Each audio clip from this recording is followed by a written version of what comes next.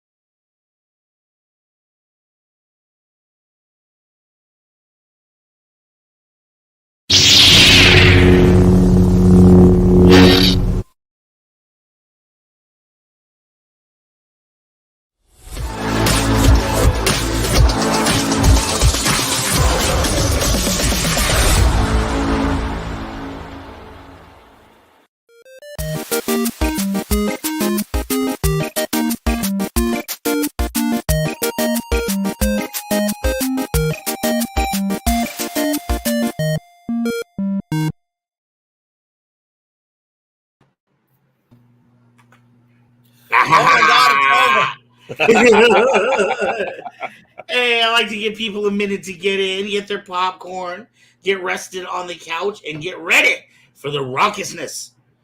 Yeah, I didn't stop Say Wong for giving you a shit about being a minute late. Nothing will ever give Say Wong. He's, you know what? That's a whole nother conversation. Say Wong, what is up? He is going to be out at VacaCon tomorrow. We should tell Forrest about that.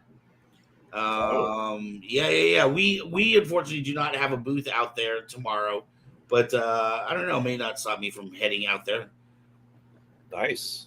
What is going on with you, Anthony? We just went and saw a fantastic show with you. Oh man, we should have had some like little video clips. Damn it! Why didn't we think of these things? I'll post them on Facebook or something. Oh yeah, it was absolutely a fantastic time. Well, thank you. I'm glad you guys can make it out. Forgive me, everyone. Mother Nature's been trying her best to kill me all day, and I have just been suffering the worst allergies. So I know I look like I just probably got like choked with a dick. My nose is definitely very raw. I had to go buy those like lotion puff plus tissues. And other than that, I've just been sneezing my freaking head off. So glad that I wasn't doing that on Wednesday, because one thing, once you get makeup on like that, you cannot blow your nose. Oh my god! Really? Someone needs to invent some makeup that can withstand that shit. Like, do you have allergies but want to look slay and fierce and all that? Like, use this product by Fenty. There's got to be something out there. It was definitely a good send off. I was surprised that like I didn't get as emotional as like everyone else was around me. Right. I think for me, like I'd kind of already come to terms with like, yes, this is the right decision. I just need to do this. It's fine. And so then they're all like, I'm just gonna miss you guys so much. We still have to hang out. I'm like, yeah, I still have Wednesdays off. But yeah, it was fun. What was your favorite number? It doesn't have to have been mine. Okay, so the one that I'll say that I was kind of surprised about was when Eli started off. I think it was something, I don't know. I think it was Little Mermaid, but then it turned into a whole Laura Croft thing. It's from Little Women. The song is Astonishing from Little Women. Okay. Oh. Yeah, he's Eli is definitely all about the props. Yes. Yes, he did. Yeah. What's funny is that the dress that he had doctored to cover the Tomb Raider was definitely not equipped for the Tomb Raider boobs. Right. So, like the cups are like way up here on the chest, like just looking awkward as fuck, and then he's got tits down by his stomach that look like Medea. But it held enough together, and as soon as he took it off, like Laura Croft was looking good. She was the thickums, Laura Croft, but we like her like that. And the one queen that you had from Sacramento, I can't remember the name. It was an unusual name. Xena Cybergoth. Xena, yes, man, she could work a floor. Yes, she can.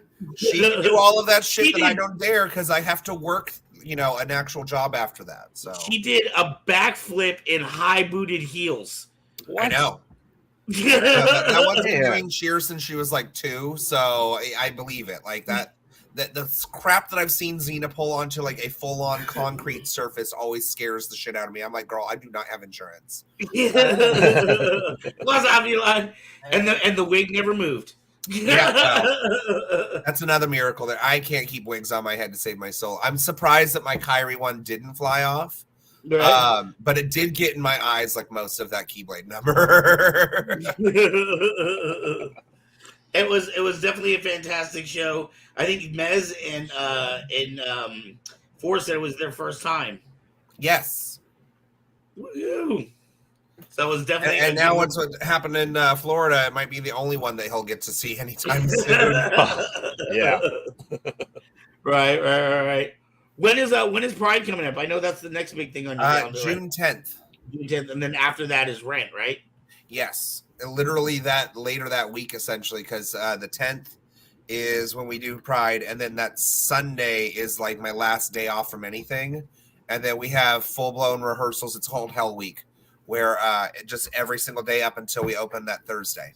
Wow. So it's going to be a big run to the end where I'm just like, why did I take on so many things? Oh, I'm a masochist. Well, you look fantastic doing it. Well, thank you. Grave, my man. How have you been? How has your week been taking over everybody else's shows? Stressful, but it was enjoyable. I mean, it was good. I think the Oops All Brackets last night was pretty good too for distance learning. Right. I completely forgot that even this past Sunday was Saber Rattle. My week's been that hectic with work. And I started going to the gym again this week for the first time like a year and a half. So wow, how's that been? I pulled something in my shoulder for 3 days. Oh, so. Well, I guess you're doing something. Yeah. So I mean, it's as I realized, I'm like, all right, I'm definitely older now than I was. Obviously a year and a half ago, not that much older. But I just went to the gym the way I've always gone to the gym. When I was going to the gym, for years, I went that hard. I should not have. Yeah, you got to start back off slower and build back up to it. Yeah, we gotta call them like pandemic years and stuff. The pandemic didn't just add 1 year; it added like 2 years. Yeah, as I'm approaching that big 4-0 next year, so I mean, we'll I'm see right behind you, girl. And then my daughter's doing Girls on the Run, which is teaching girls to run and get sponsorships and doing 5Ks. And my wife's like, "You're doing that, right?" I go, "I haven't run a 5K in like 3 years." Oh wow! So how what is that, like 3 miles? Well, how long is a 5K? 3.3 miles. Oh my god! Oh, that's not that bad. No, I used to do cross country. Yeah, I used to do 5Ks multiple times a year. I used to at least one every month for a number of years. I don't think I could do one now, but no, I am not built for running. I am built for muscle gain, but not running. So no, it's just good. I'm glad I'm going back to the gym. I'm sweating my ass off, but it's going to be worth it in the long run. So right. I need to get motivated like you and Fours. I need to get back in there. So how are you doing, Mr. Ark? Oh my goodness! You know what? There are less than 30 actual days of the school year left, so it cannot. There's not much that can bring me down right now. Well, hello, Miss Mez. Oh, and by the way, Say Wong says there's proton progress has been made on his proton. It has not been made. I've been nose to the grindstone for work, for here, for this channel, and distance learning. So it's unfortunately gone by the wayside.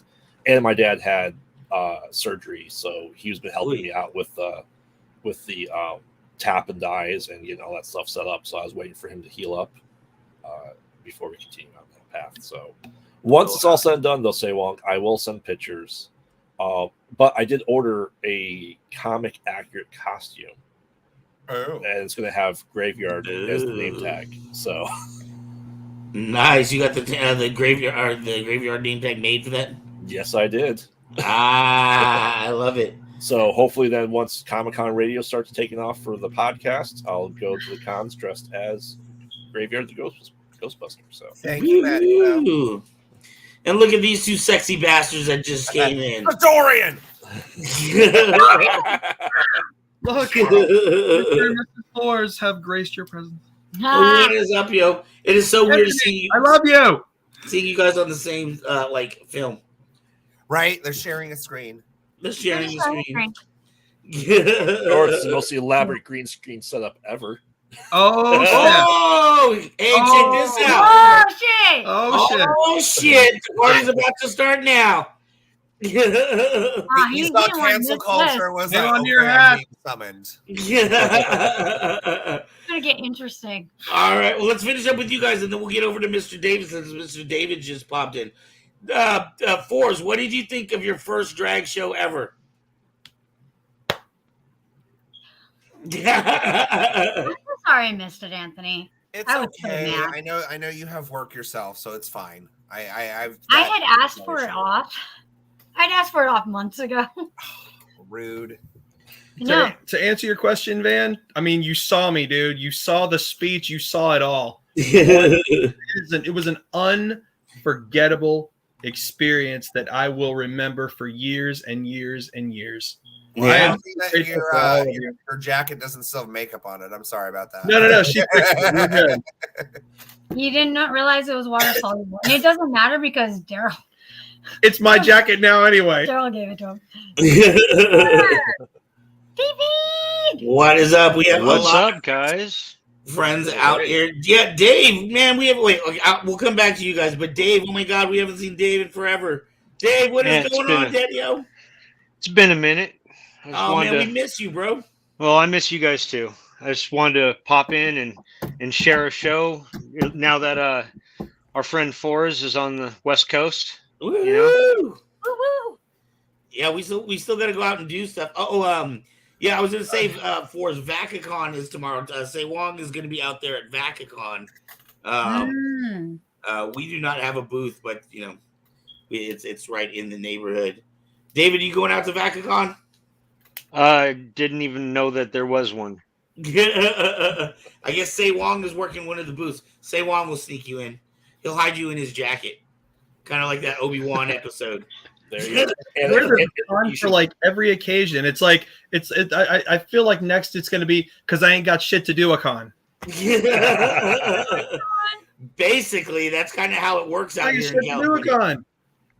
Well, I mean, show of hands. Who's going to be there? Oh, who's going to be there? yeah, kind of. If you're gonna have shit to do, if they're gonna try to milk every type of nerd thing for the hell of it, a con. The hell of it. That just sounds like a con to me. The what? What? I said that sounds like a con. Milking like everything. The other normal con. Forget. Well, I mean, if you guys go, you gotta make sure if he's working it, you gotta have your watch. And if something's a minute late, you gotta start charging it. That's right. We're gonna bring a megaphone and we're just gonna stand right next to Say Wong. You're a minute late. When are you getting this started? Emoji, smiley face, orange. Anthony, did you cut all your hair off? I did. Why? Because he's Levitz. Because he's Levitz. Because he's Levitz. Because I'm Levitz. No, yeah. I was ready for it. I'm happy. I can change my hair every single day. Today's like the one day I don't have any product in it, so this is how it just naturally kind of like dries and lays. I like it. Good. It looks good. No, it looks good, man. I think it suits you very well. Heath. Yeah. It's very Roger. I'll take that. I'll take that. That's what I was going for. When Anthony's play comes up, you're gonna try to make it out for that, David. We're all gonna try to make it out for that one too. Yeah. What's that? Say that Tickets are on sale now. We Anthony's in a production coming up in as we speak. what, a month and a half? Theater. Huh? I can't hear you anything you're saying because Anthony keeps talking. Sorry. A month and a half, Anthony, is your production of Rent. Is that when it? June 15th, yes. June 15th. Really? He's in Rent, so we got to go out there and go check him out. Definitely. And at the end of May, I've got a tournament that I'm doing. Yay! All right, y'all. I don't know if there's any clean transition for this, so we'll just go right into some topics. We'll go with the lighter of the two. Digital purchases, and are they really ours? Oh, Graveyard, have we got shit to talk about? Yes, Oh we do. crap! I guess that's been a trend in just sales in general. Tesla, with a lot of these companies, instead of letting you buy features, they want you to rent or subscribe. The whole rise of the streaming services, this is a perfect example of that. And I had heard somewhere the analysis said going forward in the future, they would love a society where we don't actually own everything. We just subscribe to things. That way we have to constantly keep paying. We've had this discussion. We've had this discussion, but I you know was what? about to say, Let me start the ball by giving a clear example. Okay. Mm-hmm. So just the other night while I was here, I had the Nintendo Switch on, and they were selling the 6-pack of the original Final Fantasy Pixel remasters. Now they sell it digital only. So if for whatever reason my Switch account gets lost for good, oh yeah, that can happen. And my password's gone, or it's hijacked, or it's deleted, or whatever. That's $75. It's gone, meaning I don't own those games anymore. It's basically like if I have the cartridge and it gets lost, it's gone. So if my account gets lost, like if you have a game on your phone, like name a game, Bejeweled or Candy Crush, right? Sorcerer's Arena. You Stupid zombies. You dump money into your Gmail or your Apple account, and that account gets lost. It's gone. That's it. So are digital purchases really ours, Dave? Fuck no. I love you, brother. And I love you. Okay, so I have an interesting recent development Fuck yeah. in this vein of things too. So for like my drag stuff, like I had a digital artist that was featured online who did a lot of drag queen stuff, make a bunch of different merch things for me. So it's like, all of my little stickers and things like that. Well, just recently I was trying to go back and get one of those files so I could put it on one of my posters because our computer crashed. Everything in my poster my wall account had to like be rebooted from scratch. And I go back to this email that's got all my files, and apparently the Google Drive is no longer there, so now I don't have those. And I mean, I paid for these. I paid $100 per design. So like all my shit's just essentially like gone, and he no longer does art. So I don't even think I can get him to resend it to me. I don't think he has any of it. So it's like, okay, I lost all of my merch stuff. Great. But I also just ended a show, so it's not like I'm really selling any of it. Still, dude, I'm sorry. Yeah, I'm so sorry. This really sucks. Yeah, that's why I don't like digital shit. But I wish I could draw my own stuff. Like, I can draw. I just suck with computers. Like, the fact I can do any of this is already miraculous. Like, I still love your women in the red dress painting. That was freaking gorgeous. Yeah, that was pretty amazing. Yeah, give me acrylics any day. I can do those. As soon as it's a tablet, I'm like, what am I doing wrong? I can't get a smooth line to save my soul. I had a similar thing happen with when I was producing television shows with the editor that I worked with. He had all the copies, and when we left at the end of it, I didn't have any of the physical copies. We had just had the stuff that had gone out on air, and we left on bad terms. So I left with just whatever I could scrounge up. So I had years of work just thrown away, years of television production just thrown away like that. So I definitely understand it, but that was a really good lesson for me early on to make sure I had copies of everything that was important to me. Oh, absolutely. It's Yeah, it's just like how it is when you lose any type of program, I think, or any type of any type of work. Any type of work. Sorry, my brain. I'm dealing with a migraine, so I'm sorry, guys. My brain is slow. I have a lot of stuff that I actually have uploaded to my email because I am afraid that my computer is going to crash and I'm going to lose all of my work.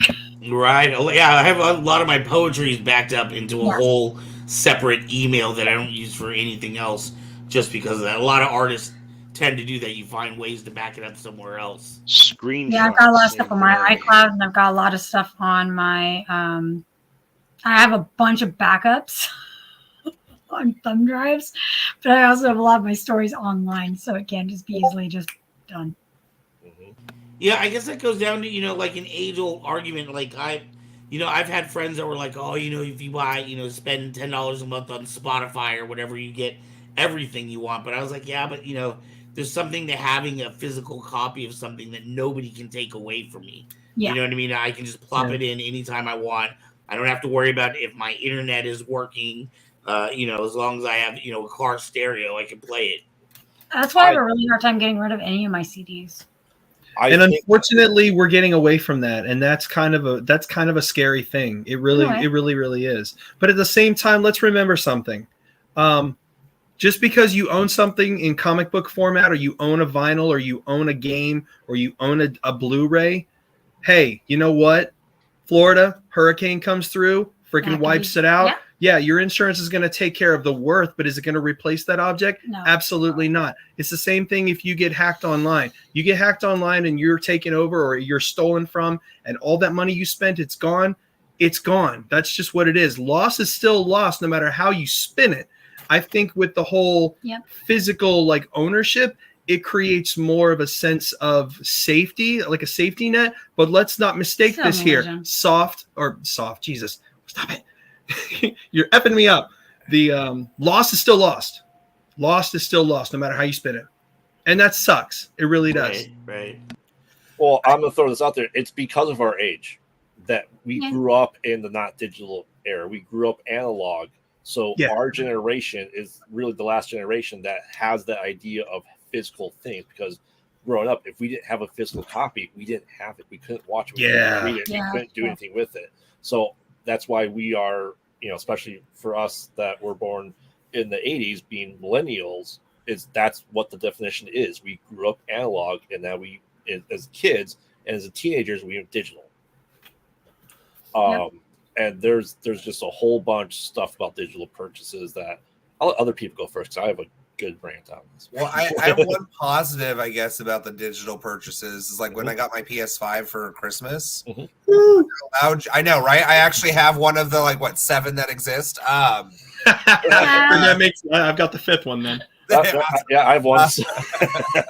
But anyway, I waited 4 fucking years to get one, and what was cool is that it allowed me to sync up with my PS4, so all of the purchases I had on my 4 could be ported over to my 5. And that's what I love about it. I don't have to rebuy this. Now, the sad truth is, if only that worked for my PS3, because I have so much shit on my PS3 that I love to play just out of I forget what it is, the whenever you do something over and over and over because it's familiar. Yeah. That shit. Yeah. Valkyrie Profile, got it. Yeah, Valkyrie Profile. Well, no, that just recently came out. And you still played that shit, didn't you? I played the shit out of it, and I got the PS3. Yeah, you did. Legend of Dragoon. That's another one. I had that on my PS3. Vagrant Story.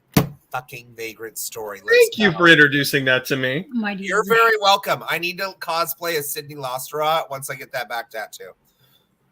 We still need to get back to doing Dragon. Yeah, we do. Hey, I no longer have a drag show on Wednesdays. Huh? I brought it with me. It's all here, and I brought Silent Hill with me. Hey,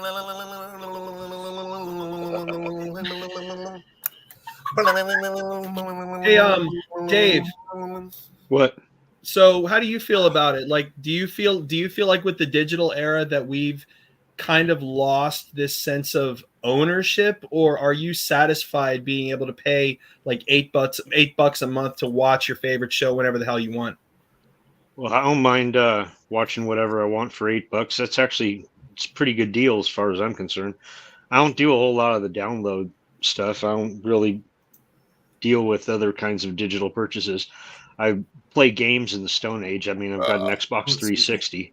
Nice. The only other digital thing I might do is I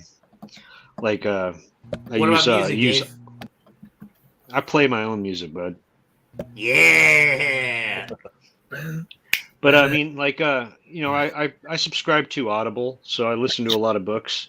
I do too. Because I'm too lazy to turn a page at this point in my life. But I've actually got a gigantic bookshelf in my music room of a whole bunch of cool books. A lot of them I've read, but now it's just easier to listen. Fuck you. I'm fucking with you. I'm fucking with you. Lavish. How could you? But I think digital stuff can get a little bit out of hand. But I know what you're saying, Forza. If you have something, you want to take care of it because you don't want to lose it. Best case scenario is you get the item taken care of through insurance.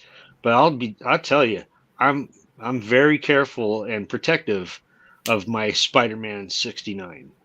Hey, nice. I'm that way. My X-Men #1 signed by Sting, and my Empire Strikes Back George Lucas signed poster, which is also in my music room. Nice. But hey, you can't get something like that digitally. What? It's got, how's anybody going to autograph something digital? This is also true. I mean, they could just post. You can digitally sign PDFs and documents. You can do the same thing to posters. Yeah, those always look like shit, though. Oh shit! Oh, I'm just saying that's the reasoning that people would give you. It's actually in Sword now. Of course it is. I don't agree with it. I'm just saying that it is the option that people would try to tell you. Here's the base for click here. Import digital signature here. Okay, I just digitally signed 1 million copies of something. Where's the personality in that? Yeah, no, fuck that nonsense. Right. Yeah. It's not. Yes, I would say one of my prized possessions is the pendant from Lunar 2 that came out with their box set. That is mine's awesome. gone. And Lucia was so good. I know, except for you couldn't actually control her. She was so randomized. It's like, bitch, can you just heal me? Everyone's dying. Come on. She's overpowered. That's the problem. Not after the first hour. Well, no, not after the first hour, but once you get hero to 55, it's done. Exactly. All right. So I have the holographic Majora's Mask. Hey. Van. He popped in just to say hello. Van, come back to the show. Sorry. So how is it? So how is it? Like in your everyday life, how's it affecting you? Are you finding it more of a positive than a negative thing? I don't like it only because sometimes things happen. Maybe like your bills don't come right this month, so you lose your services, or I don't know. It just seems like in my life, whenever I need something, I just want to be able to go and access it and know where it's at, as opposed to have to go through, especially if it has to deal with technology. Yeah, I like that outlook. I always seem to have a problem. Like I can't remember my login code, or my password is wrong. There's always an issue with me.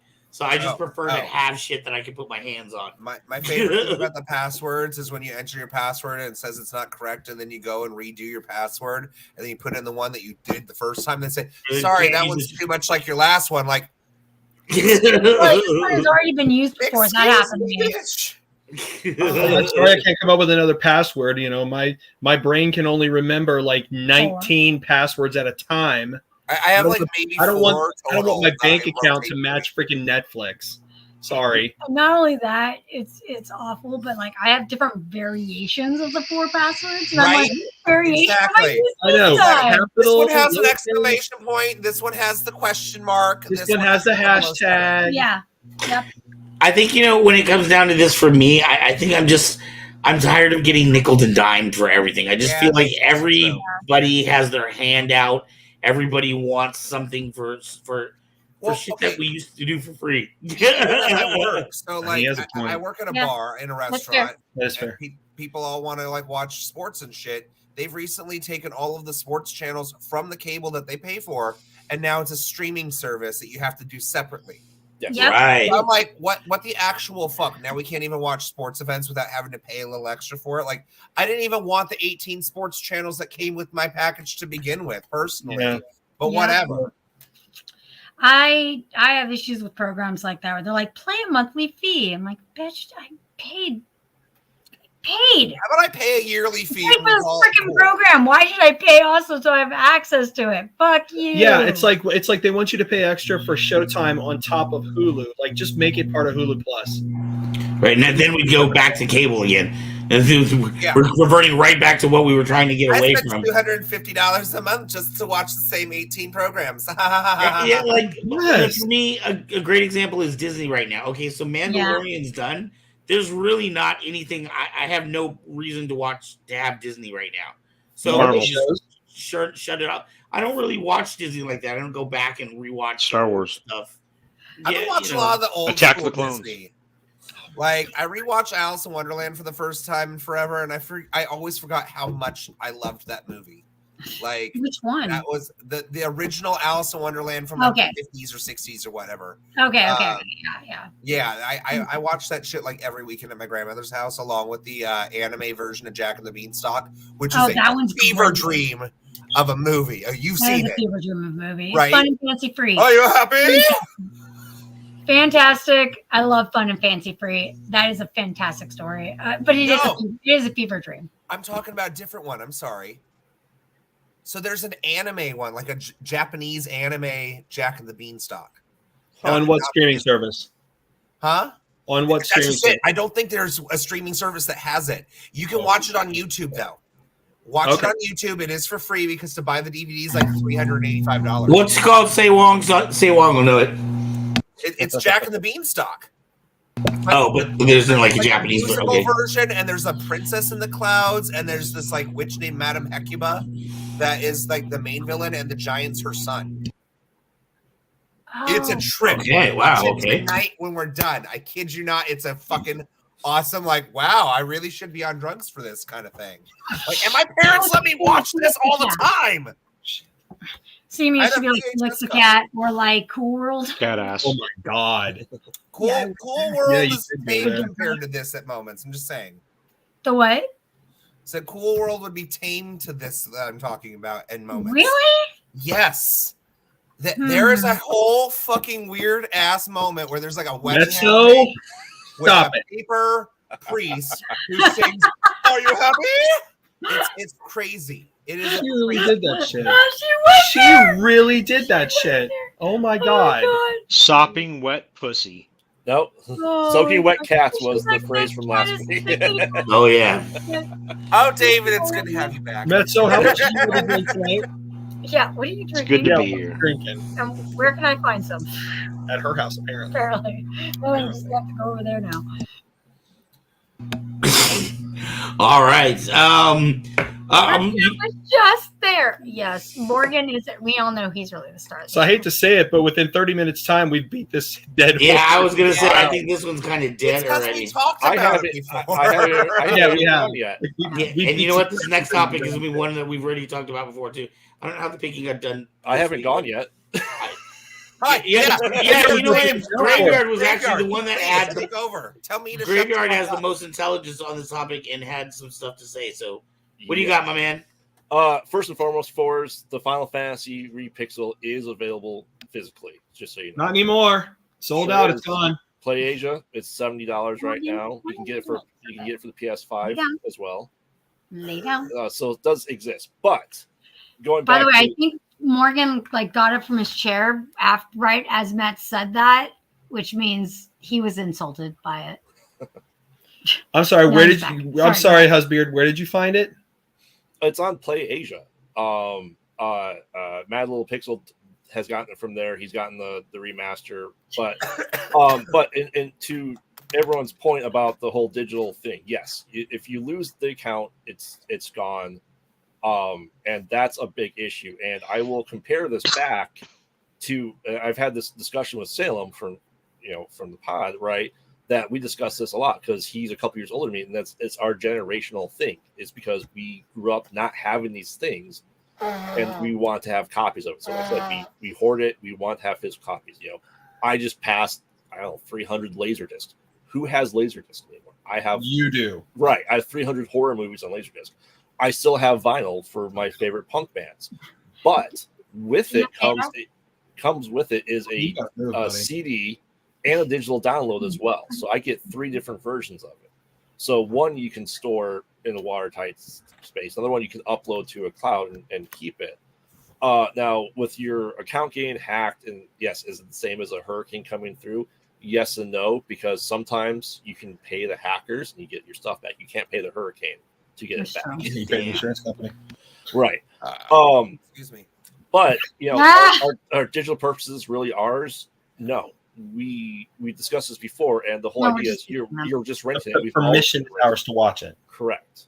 Yeah, we're just paying for the permission. But what Salem and I have discussed before is that this is no different than how we lost all the TV shows and film back in the day. Is we purposely destroyed them, and with everything going digital, there's a chance we will lose history again.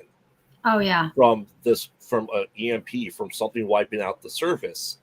And that is a big risk that we're running to. How many lost TV shows or movies that people are paying to find a physical copy of because no one has it?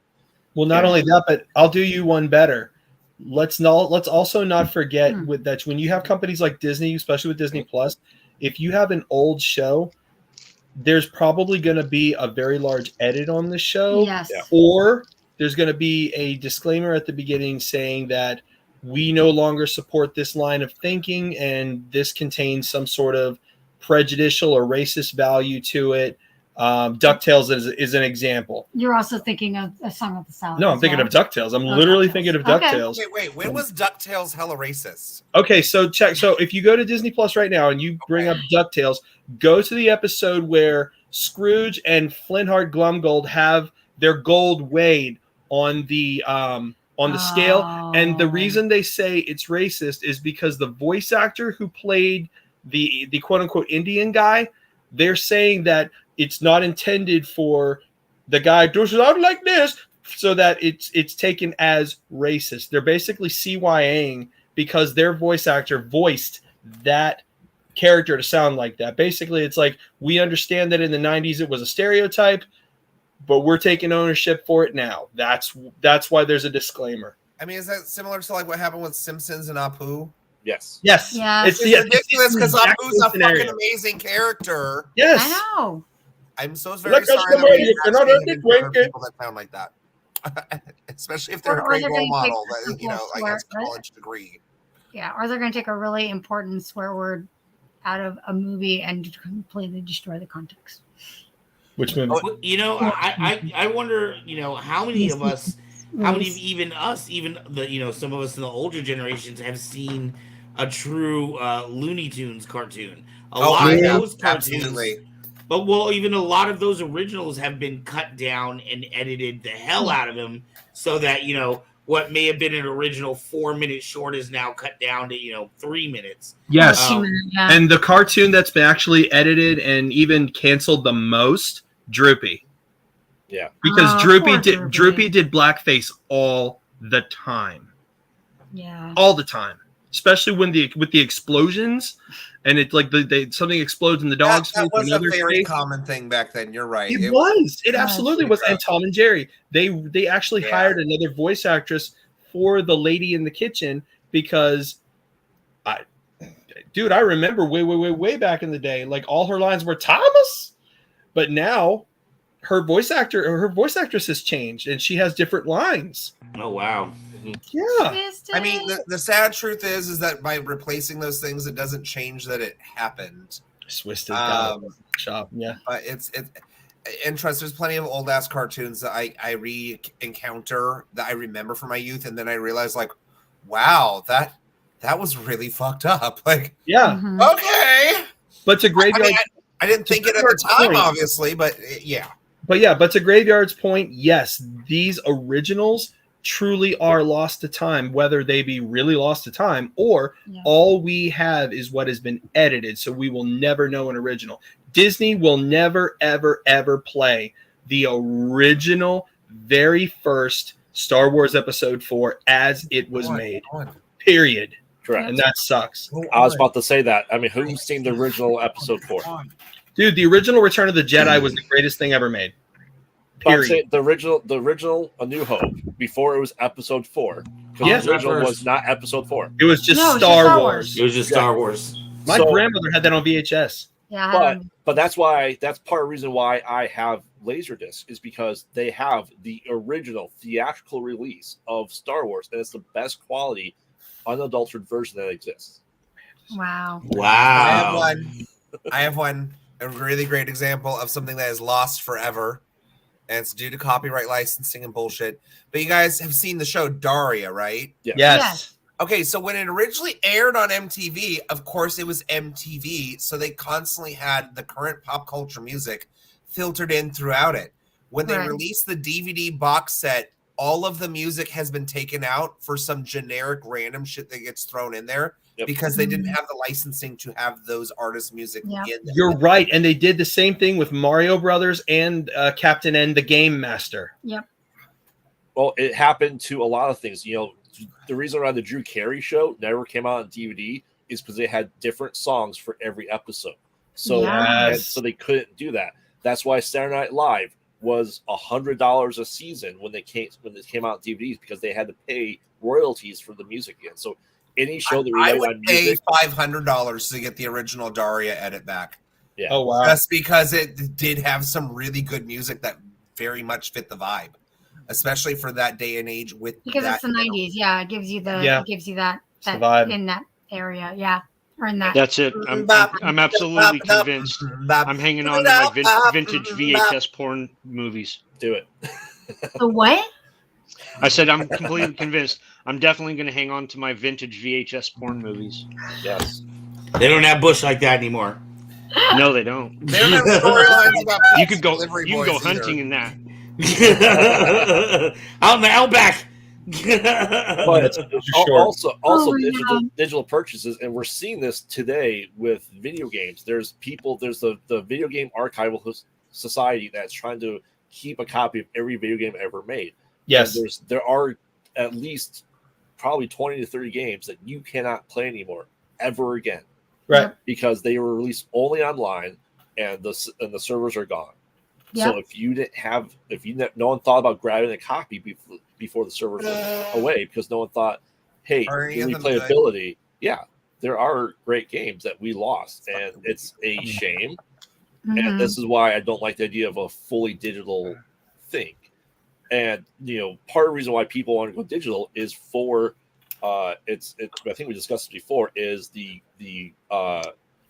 back market, the gray market that exists for video games, stuff like that. Yeah, they want to control the price of every video game you buy. They want to go only from you. And if it's digital, they ensure that, and it's always never really going to drop down in price because Nintendo games that came out in 2017 are still $60. Oh, and forever they shall remain. Correct, but they don't want you going to a GameStop or a used store to buy a game, and people are making billions of dollars on the resale. Yes, of they this are. stuff. So if it's digital, there's more control. Yes, there is, and that's how it's going to remain. And there's nothing you can do about it. Same thing with music or anything else. I mean, that's unfortunate. Yeah. The truth. And it's really interesting because I used to have a bunch of VHS tapes. Mm-hmm. Speaking of VHS, I mean, they used to last forever, but I mean, I had a VHS tape from like when I was like 3-4 years old. Wow. And it up until recently, I could actually still play it, and it still had all of the, all those things. Now we have everything digitalized. So if you lose it, I mean, now it's not rewinding, unfortunately. So it's like, oh crap. What was it? My last unicorn. And so it's so interesting. The digital edits that they can put into it can completely change how you view something. Mm-hmm. Our boy James Kaiser, who does the flow of the show on Saber Rattle, still owns a video store in Oregon. That's so cool. And you know how much they are selling VHSs now? It's pretty amazing. I was surprised to even know that there was a store type place that had that kind of thing. But I guess he gets people that call all the time for rare things that never got transferred to DVD or any other format. They were just stuck on tape or laser. But no, my dad is trying to get a VHS/DVD player, right? Mm-hmm. Do you know how much those things are online right now? $250. A lot. Yes. A lot. That's because retro has become a culture. $400, and it's weird because we used to be able to buy those for like less than $100, and even towards the end where DVD Blu-ray was becoming really big, you could get a VHS DVD player for $20. Yes. Wow. That is. It's that's criminal. And that's who would ever make an alcove just for retro things? I mean, nobody would ever do something like that. No, why would you do that? Exactly. So I mean, I perish the idea that we are knowingly getting rid of stuff, and that's we went through a phase where we have to find all this old stuff, and here we are actively getting rid of stuff. Yeah, erasing history. It's an unfortunate. I don't like erasing history. I don't like it. I think that we're bound to repeat things if we forget about them. Yup. Yes, absolutely. It's almost like that keeps happening. You don't say. You don't say. What do you mean we keep on doing the same mistakes every 80 years? It's almost as people are stupid. You don't say. I think that's a great segue into our next segment, actually. Yes. Alrighty. And talking about ones that we've talked about before, here we are again. I'm so glad you're here. For real, dude. I'm so glad you're here, buddy. Yeah. Thank you. Both the topics and the panel are like old times. Except for Graveyard, you and Dave have never actually met, huh? This is our second time. Second time. The second. Yeah. See, we told you he was real. I popped in a couple months ago. Yeah. Yep. Yeah. Okay. Cancel culture. I'm not sure who brought this one up or if they had something different than some of the stuff that we have talked about before. I don't know. I'm wondering. I feel like there's maybe a little bit of shift in the times. I don't know if like a majority of the damage is behind us or if there's still a lot more to come. Well, okay. Oh, it's alive and well. If anything, it feels like it's kind of like shifted a little bit back and forth now. Like when I would originally hear cancel culture, I would always think of like the really extreme leftists out there because they were the ones like, oh, cultural appropriation. I'm pissed off about something you said 30 years ago. I'm gonna get you fired from your job. This, and that. And then, of course, like a month ago, we had the whole Dylan Mulvaney is now sponsored by Bud Light. And you had all of these far right people just losing their fucking minds. Right. It's so funny. It's so funny when people like get pissed off about something and then they like make a video of them throwing away the item that they already paid for. Right. You're just making the company more money. I'm buying this. I'm buying a whole bunch of these. Realize they still got your money, right? Like you didn't prove a point other than you are stupid and you just wasted your own thing.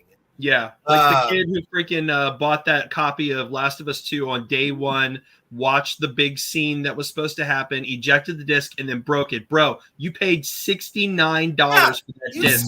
Why are you What about all the people that were burning the Niners jerseys and shit like that over Colin Kaepernick? How much money did they make the Niners on that day?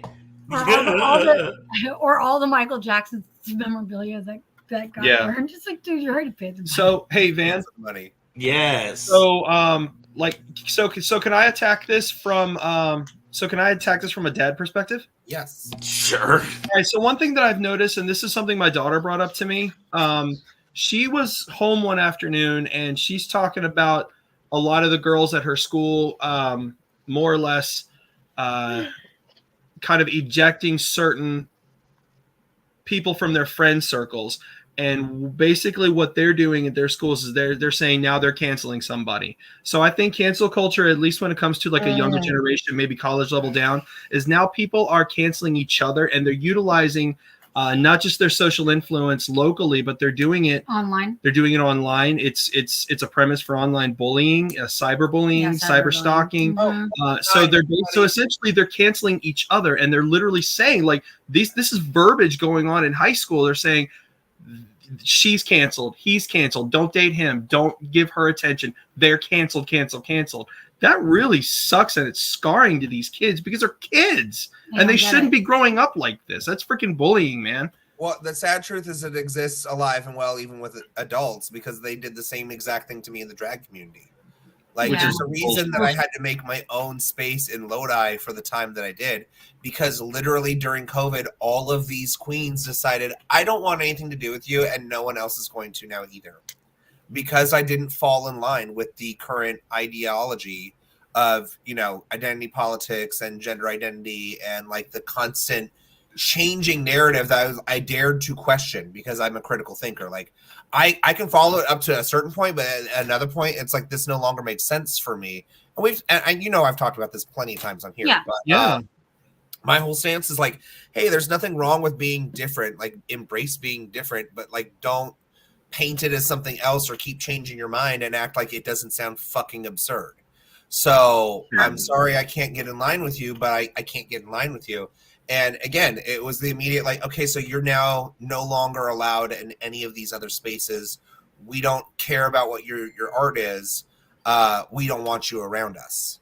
Therefore, you're canceled. Well, yeah. And even then, it's like they say, oh, you say all these problematic things. I'm like, okay, so what did I say that was problematic? I never once ever got an actual quote or an example. It was just like, well, it's just what you say. I'm like, okay, so pissed you off that bad. What did I say? Well, I don't know specifically. Well, then you have no premise to speak. Shut the fuck up. You just don't fucking like me because I'm awesome. Sorry, thank you. That's really what it comes down to for me at this point. Like, are you proud of your corruption? Are you happy? Are you satisfied? Wait, what happened? Not entertained. You know, I almost feel like I am so entertained. the whole idea of cancel culture is almost like a lot of other things, like maybe religions or ideas from the beginning that start off very pure and with an exact purpose, and then just kind of gets I don't know, taken over by different groups and different people that want to make it for whatever they're trying to. It gets hijacked by the radical. Exactly. Yeah. And therefore you have, you know, bigger ideas and cultures canceling somebody because maybe their ideas are bad for society, going down to places where kids in high school are canceling each other because they don't like them, or you know, they're not wearing the latest fashion, or you know, bullies have always existed in the high school sense. Just now we have more of this interconnection with cellular devices and social media in general. That you can really affect someone's ability to even be a participant. In a way, you can really screw up people's jobs or their lives that way. I mean, I've got some. And imagine been trying to cancel me. And imagine if you will, the scarring that's going to take place as soon as 5 to even 10 years from now. How these people are going to be able to look back and be like, you know what Facebook and Instagram and the Snapchat and all this shit was used for? To ruin my fucking life. And that really sucks, and nobody's really doing anything about it now. I mean, it's kind of also putting on that kind of filter, if you want to put it that way, of like having a perfect life too, no, every single human being is broken as shit. I mean, that's all there is there. That's I'm definitely just look at at the inverse of that too. Yeah. It's like, oh, was that really that good of a time? I'm so happy I did all my stupid shit before the internet was invented. How no evidence bold out one there. would be to say that I may have reached my peak. I just don't film it. Right. Memories. That's the only place they're gonna hold up, and that doesn't stand up in court. Dave, what are your thoughts? Mediocre. I just, I see the whole cancel culture idea is being just ridiculous on its face, because all it's designed to do is ruin people. It's not serving a higher purpose. You're trying to censor people's lives, censor people's ideas because you don't like them. What happened to free thinking? Oh, I guess we can't have that anymore, because if we don't fall in line with you, then you're going to go and do everything you can to destroy it. Yeah. Basically, them being offended is more important than you being able to speak your mind. Well, the inverse is true too. I mean, there's also, it's also just because you're not saying like, it goes both ways. Here's something else. Oh, it does. That, so think about this. The people who are doing the most of the cancel culture thing are the ones that are all up in arms about, oh, we got to stop fascism. We got to, that's fascist. You're racist. Really? I disagree, because it's the whole thing about the cancel culture about the cake too, with the birthday. Okay, well, all I'm saying is that the people who are canceling other people, quote unquote, canceling, and saying that they're against fascism are absolutely participating in fascist ideas. Okay, on the inverse of that, on the other side of that, I also think that people are spreading harmful messages. They should be canceled. Sorry, I guess it does come down to what do you deem harmful? Yeah, what's harmful? And who's the judge of it? What's harmful? If you're so delicate that you're going to be harmed or offended or have to crawl into a safe space because of something I say, then you know what? Maybe you shouldn't be watching it. Instead, why don't you just turn it off? Now it's getting good. Now it's getting meaty. Hold on. Let me. Spicy for the pepper. If I may interject here. Okay, so Dave, let's take your situation, but why don't we take it as aiming? Okay, what if it does become personal, such as let's take my daughter's situation, right? Okay. So you have this tool. Okay, it is the social media. And this is where I say freedom and responsibility. Like there is a responsibility. There are terms of service on these digital contracts. Okay, if you can't take it, don't be on it. But at the same time, what are we allowed to create on these things? Our own accounts. Are they ours? No, but it is our own digital space. Therefore, and it's part of the terms of service, do not cyber harm. So when you've got people being targeted, then yeah, that's a violation. And it does affect. Is that a risk the user is taking? Absolutely, bro. And I'm not going to steal that from you. However, it does not give the other user the right to be a new world order jackboot fuck. That's it. I mean, yeah, I needed an excuse. I know you needed an excuse. I know, I get it. But look, if you are someone who's has a big platform and you are actively spreading harm and hate and causing harm actively with the intent to, I do think. Okay, can you give me an example? Say for the better of others, until you is proven otherwise, I think you should be canceled. I think you should be good because you an example. have responsibility. I do think that the example. Okay, can you give me an example? Give me an example. Like Hitler, I think Hitler should have been canceled. His propaganda. Aubrey, example. Harmful. Okay, I think Hitler wasn't around. I honestly think J.K. Rowling deserves to be canceled because she is spreading harm. Okay, she is spreading how is she spreading harm? I'll give you an example, Dave. I'll give you an example. I missed who you said. I'm sorry. I'll give you an example. All right, a student goes on and calls my daughter a slut. Okay, that's horrible. Point blank, and she's not a slut. It's as simple as that. Like, well, again, there's that falls into slander, people are using which is illegal. So I still miss Aubrey. Who did you say? You said J.K. Rowling. Okay. So this is the fight that I'll have with you. What did she say specifically that has people so pissed off? Yes. Really? Uh-oh. No, I know. She is, from what my understanding is she's saying that the lived experience of biological women is intrinsically different from being a trans person. And while there's a lot of nuance that they share, they are still different things. That's not what she's saying. Nothing wrong with being different. That's not what that. Okay, well then what did she say? What did she say? She is saying that that trans women have a mental illness, and they are not having they're not the same. They're not having that their experience isn't real, and that they're just mentally ill. She's being a TERF, and being a TERF is saying that these women shouldn't exist. They're not real women. See, I'm seeing a different thing from a lot of cisgender women who are saying we are tired of trans women speaking for us and basically actively participating in what was the patriarchy of men speaking for women. There's this erasure of women, but based off of the trans experience somehow being like superseding it. So Dylan Mulvaney is, again, a great example on this. I do not know what this person does other than just exist as a trans person and therefore gets millions of dollars in, sponsorship and acolytes and fame and all of these things. But what do? What do they offer to society other than trying to convince people everyone should just be trans, or that's the exact same lived experience as a biological woman, which he's never had a period. So why the fuck is he being represented by tampon? Like, wow. Didn't know it was taken that far.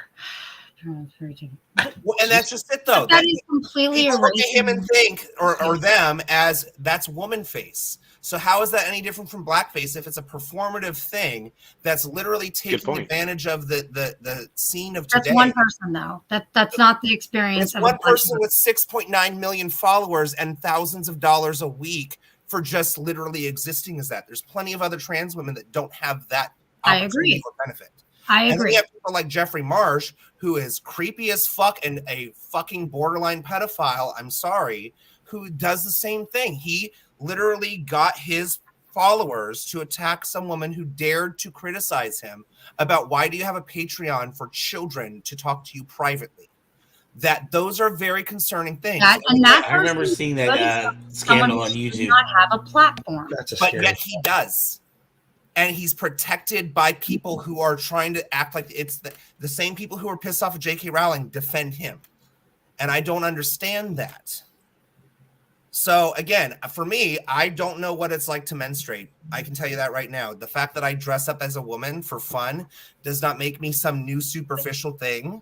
No, but you have a lived experience. And I think that the trans experience is vastly different from a cisgender experience. There's nothing wrong with pointing that out. But these people want to conflate that it's the exact same thing. You can't have the pride flag for your being trans. The problem is and about and say your pronouns and then say, well, I don't have to tell anybody that I'm trans. Those two things don't match. No, they're not, because dressing in drag and being a trans person is vastly different. And yet many trans people do drag. It's completely different. The last 4 winners of RuPaul's Drag Race have been trans. That's really interesting. Well, I didn't know that. And that's really, really interesting. I mean, if anything, they got the leg up, right? Like them looking like a woman. Yeah, of course, because you are one. Like that's the difference. I'm a 6 foot, 220 pound guy that got to put on a wig and a dress and try to look like that. I don't live that experience. That's not who I am. And at the same time, like I could have very, very easily taken advantage of this culture and said, oh, I'm gender fluid. I'm this non-binary magical fairy that I change my pronouns on a daily basis. That kind of stuff, just for me, I feel like those people haven't figured themselves out.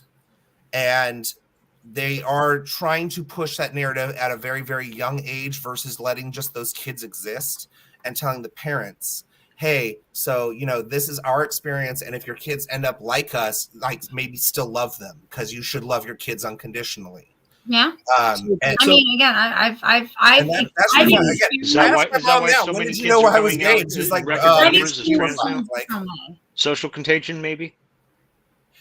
I think again, when we put it on a pedestal and start giving it money, it does become this thing where kids are like emulating it because they think that they can be the next one.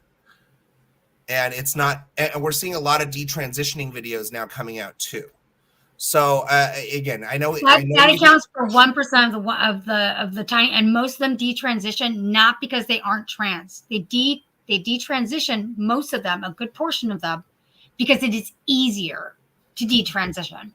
I've done a lot of research and done a lot of stuff on this. I mean, the things that I've heard That's from what people usually who are happens. claiming to detransition is not that. Is that we're being convinced by adults while they were still children to think this way and to go through these medical procedures, and now they realize I made this mistake and I wish I wouldn't have done it. There's just not enough research. That's not what has been shown in studies. What? Okay, so I have to ask, where are these studies? Who are not on a platform saying something. This is people that have in these studies, blind studies, have said about there's no real studies. There's no real studies on this. There's no long-term evidence to support any type of real study. They've been doing studies since the 90s. No, transgender people have existed for like hundreds, if not thousands, if not yes, years. exactly. That's Transgender people have been existing. There's a lot of science behind how the brain is developed, and again, being born in the wrong body, I can totally get behind. It's when people start saying that gender doesn't really exist and it's a social construct. Like, yes. There's still some aspects of biological experience that we all encounter as a result of what's in our pants, whether you like that or not. Like, I'm not saying people should judge you on it. I'm saying that gender roles are terrible, gender rules are terrible, gender norms are terrible. But trying to make the attack on gender as just the acknowledgement that I know that you have a dick or I know that you have a vagina, like that, that's not an attack on a person. Like, who you are and what you are should not be considered the same thing. But people are making it that way. And that's yes, they are. They are, by saying, well, you know, I identify as a woman, therefore I am, even though I have a full beard and absolutely no medical transitioning, but I want to be allowed in a space where I'm going to show off my penis to a bunch of women. That's not normally what happens anyways with transgender people. No, it does not happen normally, but it still happens now occasionally, and we are like afraid to call that out.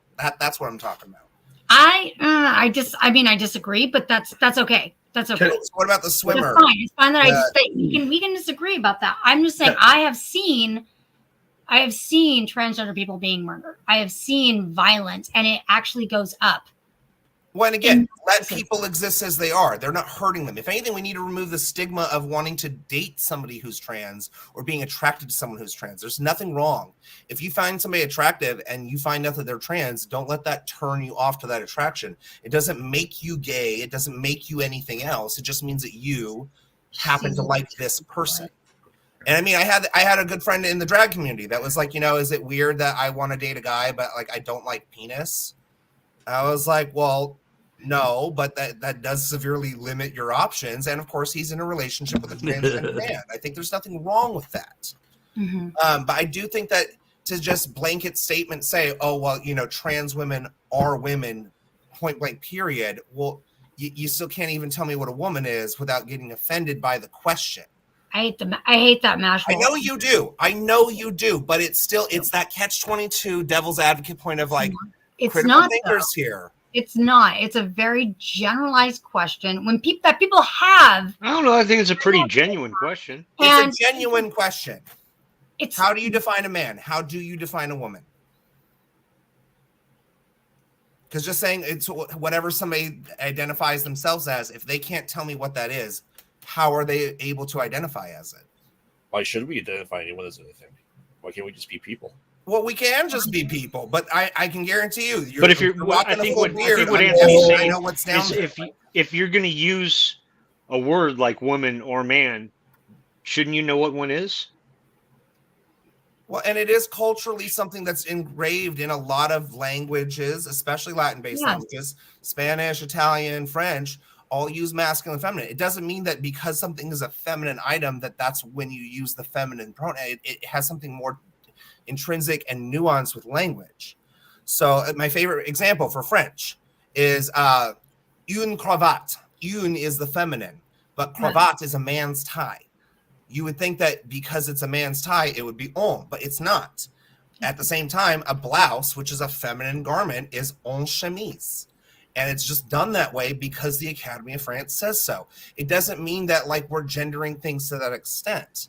And again, just because you're born with a penis doesn't mean you have to act a certain way, do certain things, have certain interests, participate in certain sports, or present in a certain way.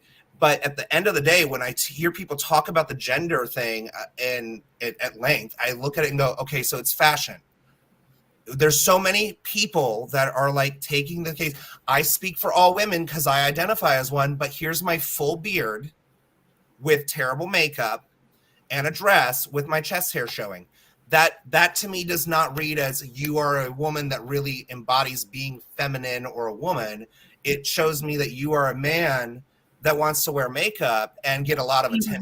That misunderstands what that actually means. Which I think is totally fine if that's what you But want. it allows them to do so. Do you see what I'm saying?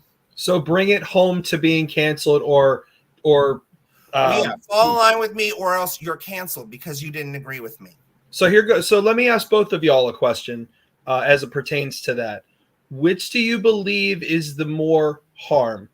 Is it the 6.9 million followers who can potentially be reached by the message, or is it the people who've actually been reached and harmed by the message?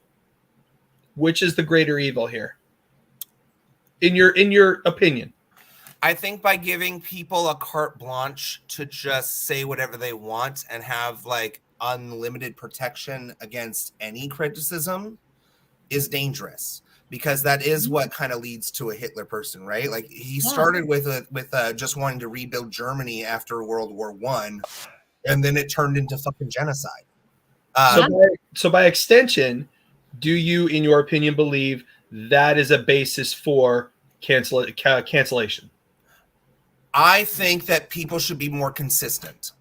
And I find it very fascinating that the far radical left is big on like the whole cultural appropriation thing, but has no problem throwing out the two-spirit aspect of Native American culture to justify transgenderism, because that's not your culture, that's not your thing. And it's funny that you're going to give them that moment, but we're not actively fighting for more tribes to have their land back or to have protection against. I agree. I think that's hypocritical, and I think that it's very hypocritical. I think it also really creates a sense of dividing. Well, and it is divisive, and that's the thing. People can say that, you know, some men have vaginas and some women have penises, but if 100% of them are trans, then I mean, it's just acknowledging that there's a difference. There's nothing wrong with being different. So I don't understand why we can't tell people that are trans, like, hey, you are a separate category, because there isn't a binary. But there is, because sex is not the same as gender, and there is more than two sexes. And that's just what I mean. Sex is not the same as gender identity. So you can't then say I'm the same thing as this. So back up. Same question. Your turn. Well, wait, hold on. You just said sex. You just said sex and gender are separate, right? Sex and gender are separate. Okay, so then would that make a trans woman a man who's feminine? Because femininity would be a gender expression. Well, I would think masculine would be a gender expression. Man and woman would be what sex it is. What it's trying to say is that it's not binary. There are many different variations in sex that happens. Are there many variations of people with multiple arms? That's a whataboutism, and that is completely. Well, I mean, no, I'm serious. I'm serious. How many arms do human beings have? But again, that is absolutely a whataboutism, and that is asking something that is completely different. We're talking about the actual scientific fact that there are men than one sex, that there's more than two sexes, because there are variations in that. Well, yes, then but you'd be saying if I'm of the supposition that transgender is a third sex, that it is a separate one from being a male and from being a female, and chromosomally that experience altogether. There's different hurdles that they go through. So that's again where, like, when we talk about like bashing J.K. Rowling, I haven't seen the thing that she says that like, trans women are terrible or that they should be canceled.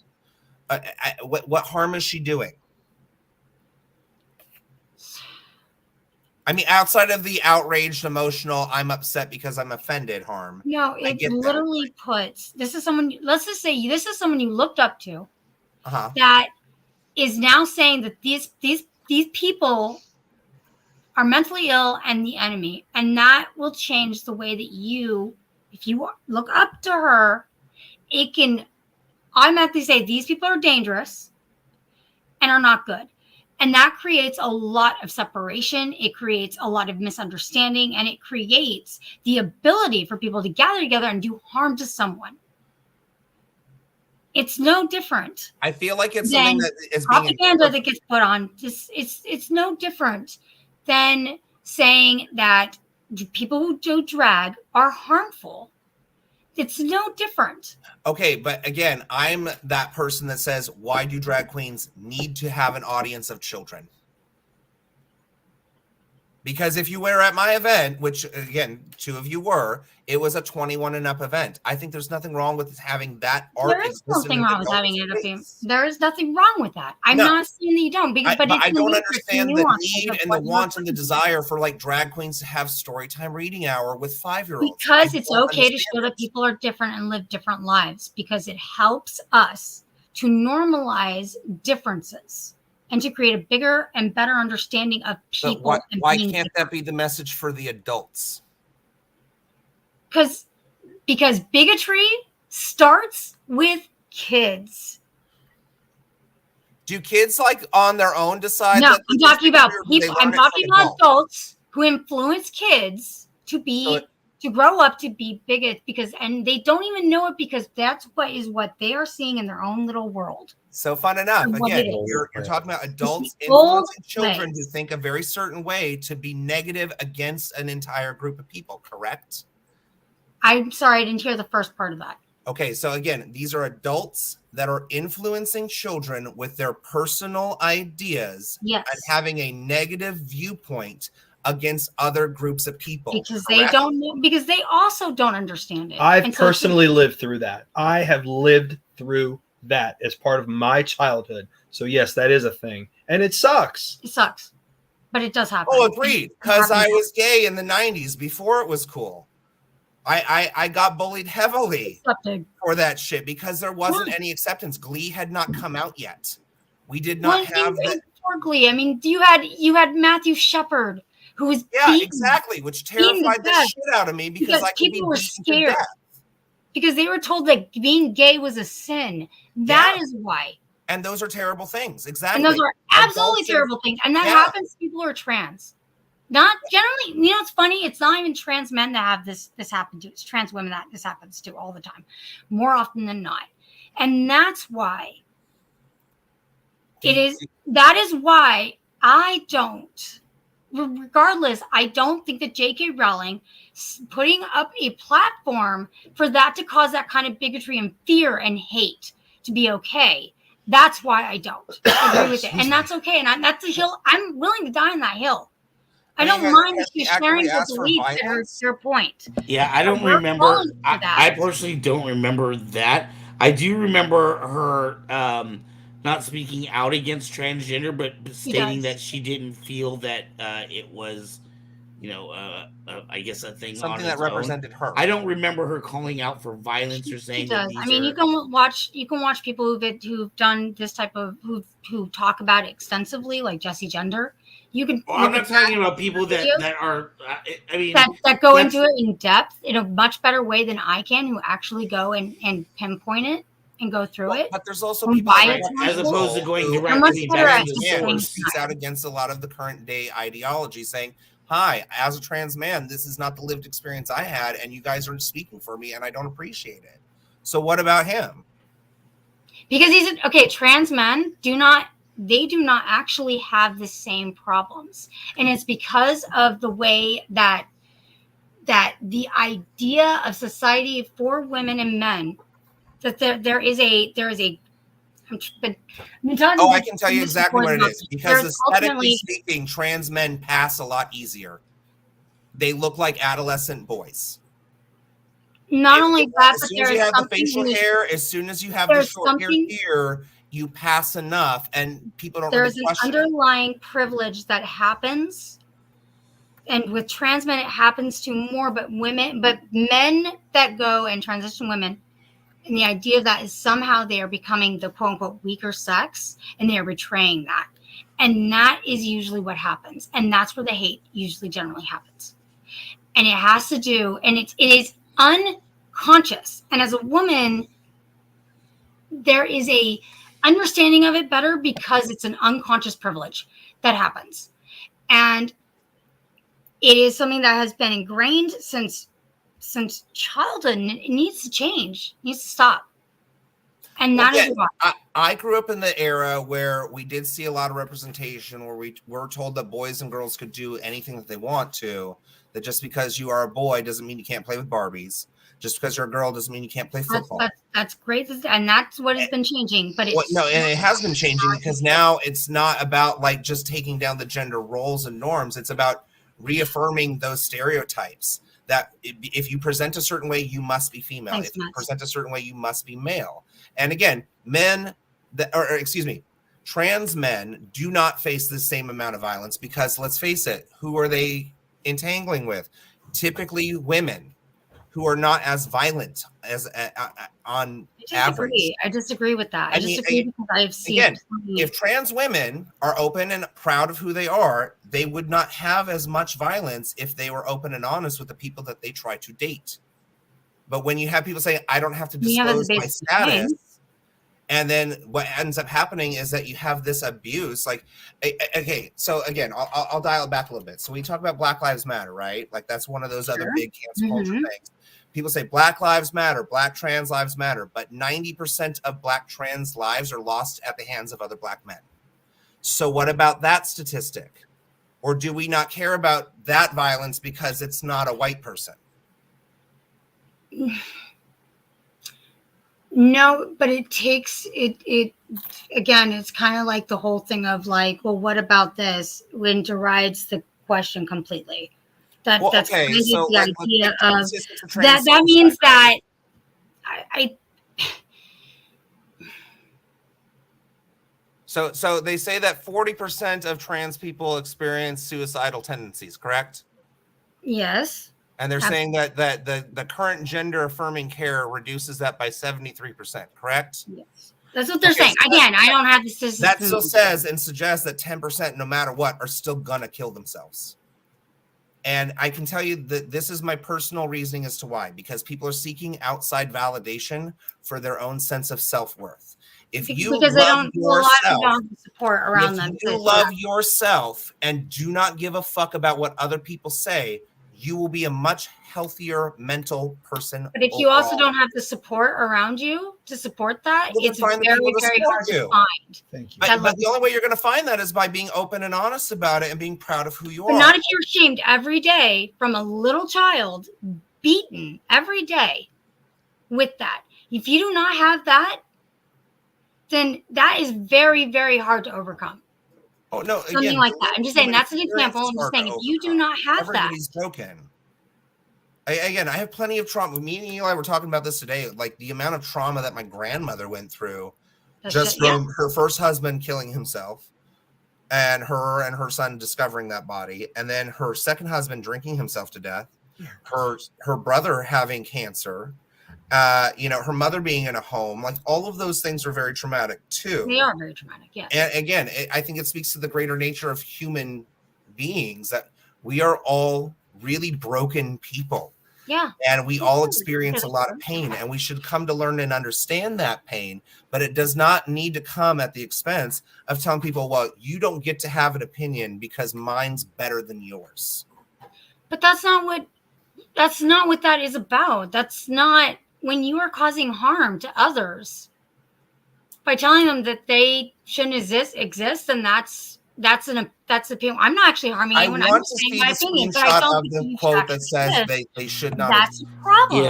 Yeah. Say Wong had made a comment too, and I don't remember her saying that directly, calling for violence. I do remember her objecting to, like, I think trans athletes. And saying that there were biological differences. And to me, that's just her opinion. I could be wrong, but I don't remember hearing any like call for violence or anything other than her stating her opinion. Well, and I don't know of any trans men that are dominating sports in that field either. Just saying. Well, there was the whole incident. I can't remember what her name, but there was a woman boxer. There was in the women's boxing league. Who was a transgender boxer who just like literally destroyed the faces of like 6 women out of like 8 that she went into a fight with. Completely like mangling these other women, and they were calling out saying it's not fair. That to be able to compete with someone who is biologically was formerly a male. So that was, I believe, where part of that came from. Well, and this comes down to science. They've shown in science, because I had to actually look this up because I had gotten into an argument about this, so I had to go and do research on it because I needed to know. So more often than not, even people who transition, so they're not actually allowed to compete until after the hormonal levels are the same as women, and they go through these transitions, and including that the same. So it has to do with like the hormones that it causes biological changes that happen in your body, and doesn't change the muscle density. They do. It actually does. Then they actually are not allowed to compete until they have the same hormonal ranges and changes. Now there are some things that aren't changing, that don't change when you the fact that they have broader shoulders, tighter yeah muscles, I mean there are some of that. different firing muscles, things like that. Faster quick twitch muscle fibers. That's why people like Leah Thomas was able to be ahead by 50 seconds. She also lost just as much. Well, as a boy, he would only place like in the 500s or so. More often than not, a lot of trans people do lose, and this is something that's been proven. It is such a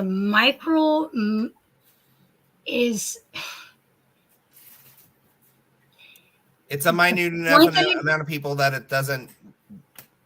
It's not relevant enough. Is that what you're saying? It is It's saying that they're highlighting those things when people have competed before who are trans and have lost more often than not. Just because Leah Thompson won, they're going, oh, one's because she's trans. But the thing is that she could not compete until her hormonal levels and the certain changes have happened so she can't compete the same way of that. So, and she has lost more often times than has won. But they don't want to put that into the argument because it doesn't justify the argument. So it's a straw. If you go and look at it in the science of it, it's basically saying they're not putting out the whole. They're misconstruing the data because they're not putting out the whole thing that doesn't. How come you don't see very many trans men competing against men? You don't see one in like the NFL, you know. I certainly or jumping into a boxing ring. I can't think of a single sport. In fact, actually, if it's about the hormonal levels, then how come they're not bulking up and beefing up to the size of a man? But they are. Most of them you won't even know because they're not making a big deal about it. Now, okay, but the ones they are making a big deal about are the ones that are like, again, transitioning to be women and then going into heavyweight lifting competitions. So things that are typically more of a masculine thing to begin with, and then letting them compete and dominate in that spectrum. Hey, Thomas. I mean, again, if it was equal on both sides, I think that there wouldn't be a non-argument here, right? But we don't see that. We see that it's clearly one side that is taking over. And again, that kind of comes back to the whole like women who are getting pissed off being called cisgender and having trans women speak for them and represent them in things like tampons and things like makeup and things that are typically women-driven areas, and like saying, well, it's about me now. Again, no trans woman will ever experience a period. The fact that like we have people like putting ketchup popsicles up their ass is kind of alarming. Yeah, I mean, I understand what you're saying. I get it. So again, it's a weird thing. And come again. Plenty of content going out there saying, "Oh, I have periods because I have cramps from taking hormones." Like, it's still not the same experience. It's not the same body. Medically speaking, if you go in to see a doctor and you don't What? disclose what you are, literally, genetically, biologically, the symptoms that you're experiencing totally could change on what your actual problem is. You are right, and no one experience should be more important than the other. I agree with you in that sense. Yes, I can say that I can concede on that part of the argument. Okay. So yeah, I'll I think there's concede three, on there's that part of three the people that argument. really get to know what's in your pants. And first of all, I'm sure it's your parents because they had to change you. Secondly, it's whoever Yeah. you're trying to sleep with because Yeah, they're that's the only time that I already And see third that. is your doctor. Those You're three not. people, We're not sitting there laughing at you. those three roles that gets to have privy knowledge to that. I And there agree. should be nothing wrong with that. I agree. I think that, again, people statistically, skewed statistics aside, we could talk about the murder rate of transgender individuals, but Yes. it is heavily against the trans women, and it's Yes. because they try to date straight men and don't disclose who they are. But why are you victim blaming? I'm not victim blaming. I'm saying you are putting yourself into a dangerous circumstance by not being open and honest about who you are with who you're trying to sleep with. It's not the cashier at the register. It's someone that you're trying to go home with and have sex with. So again, if they're attracted to you, there's nothing wrong with that, but you should have no problem being, oh yeah, I'm letting you know I am trans, and you should always meet in a public space. You should always let your friends know. You should always have that time to get to know each other a little bit so that they're okay and not just surprised about it randomly in a bedroom.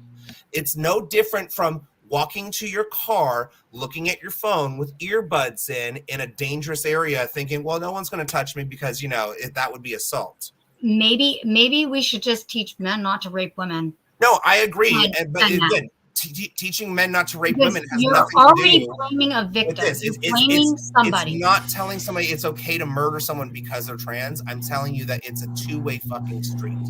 That you cannot expect people to not act irrationally if they are taken off guard and suddenly triggered. You have no idea what kind of craziness that person has.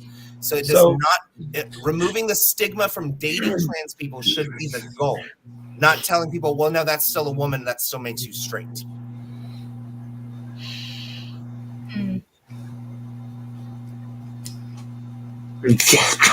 Deep, dark discussion on Kyber Cave. Yeah, well, and that is the beautiful thing about the show. We can all have different opinions. How do we think this ties back into well, I guess this all ties directly. We've come to a place where, it's difficult to accept what other people think and still be friends at the end of the day. I don't know. We're pretty good at it. We're pretty good about it here, but I think this is why, channels like CNN or Fox News, a lot of these channels exist is to keep people off balance. Yeah. So they're not getting to hear other people's opinions about things. Yeah. I may not necessarily agree with all the opinions. Well, and again, I'm open and I'm asking for people to give their feedback in here. I'm not saying that you're automatically wrong because I don't agree with you 100%. But come back with it outside of just the talking points that we hear.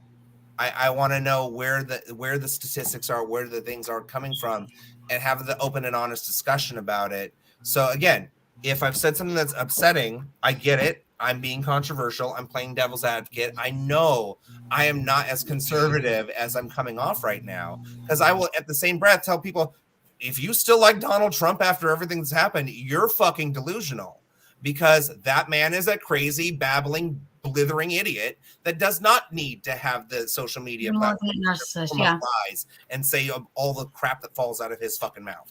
That I can be on both sides of this thing.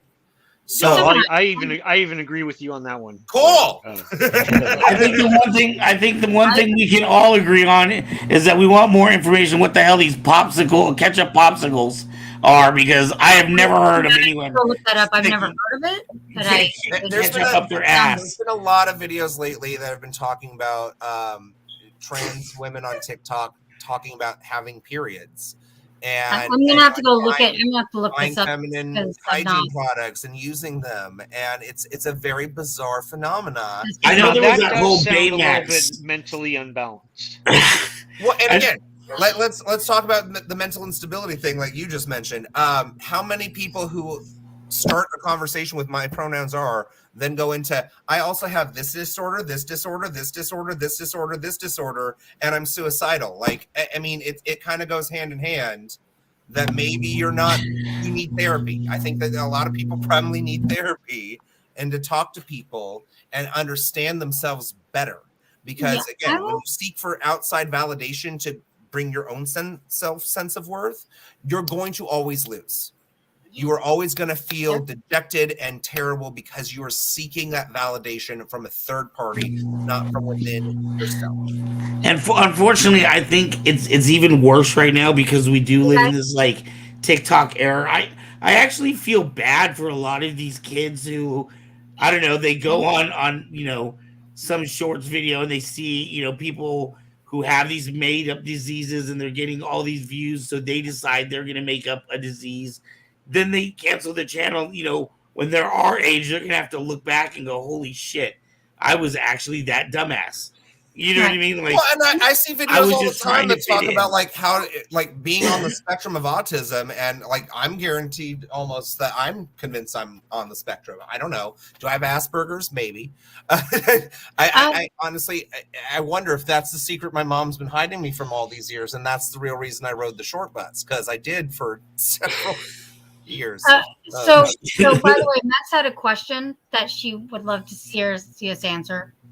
Yes. Which is what? Which was RD. She asked. Yeah. The starred one. There you go. Thank you. RDJ. I will probably shut the fuck up. Hey, Rubik's. Shut the fuck up. Shut the fuck up. Sorry, I was late. Yeah. I was trying to remember. Like RDJ. All right, Graveyard. What is your take on that? Of course I did. Oh. Yeah.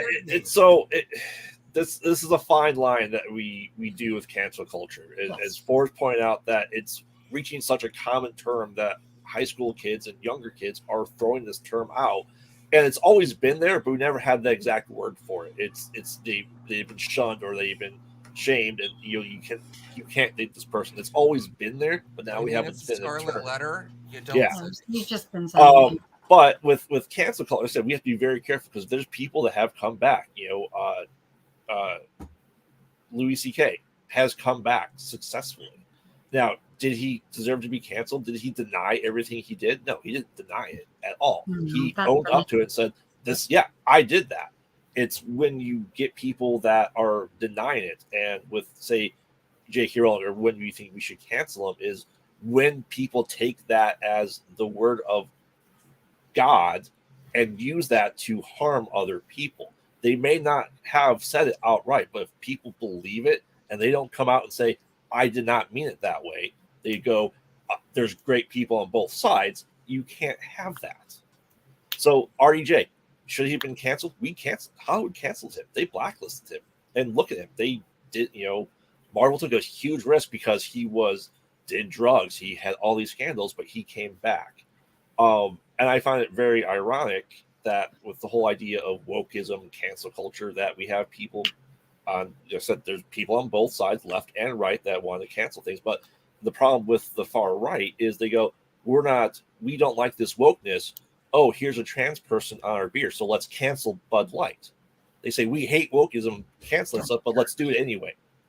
We want to cancel. No, they become the thing that they hated all along, which is hilariously ironic. Right, and that's the problem I have, is you become very hypocritical about it. You go, I don't agree with this, therefore I should cancel it. And we're going, and from people on the left side going, we also don't agree with this, we should cancel it. But one says one is right and one says the other was wrong. You can't have it both ways. Right. I agree. Yeah. You can't have Republicans going, you can't cancel everything because it upsets you.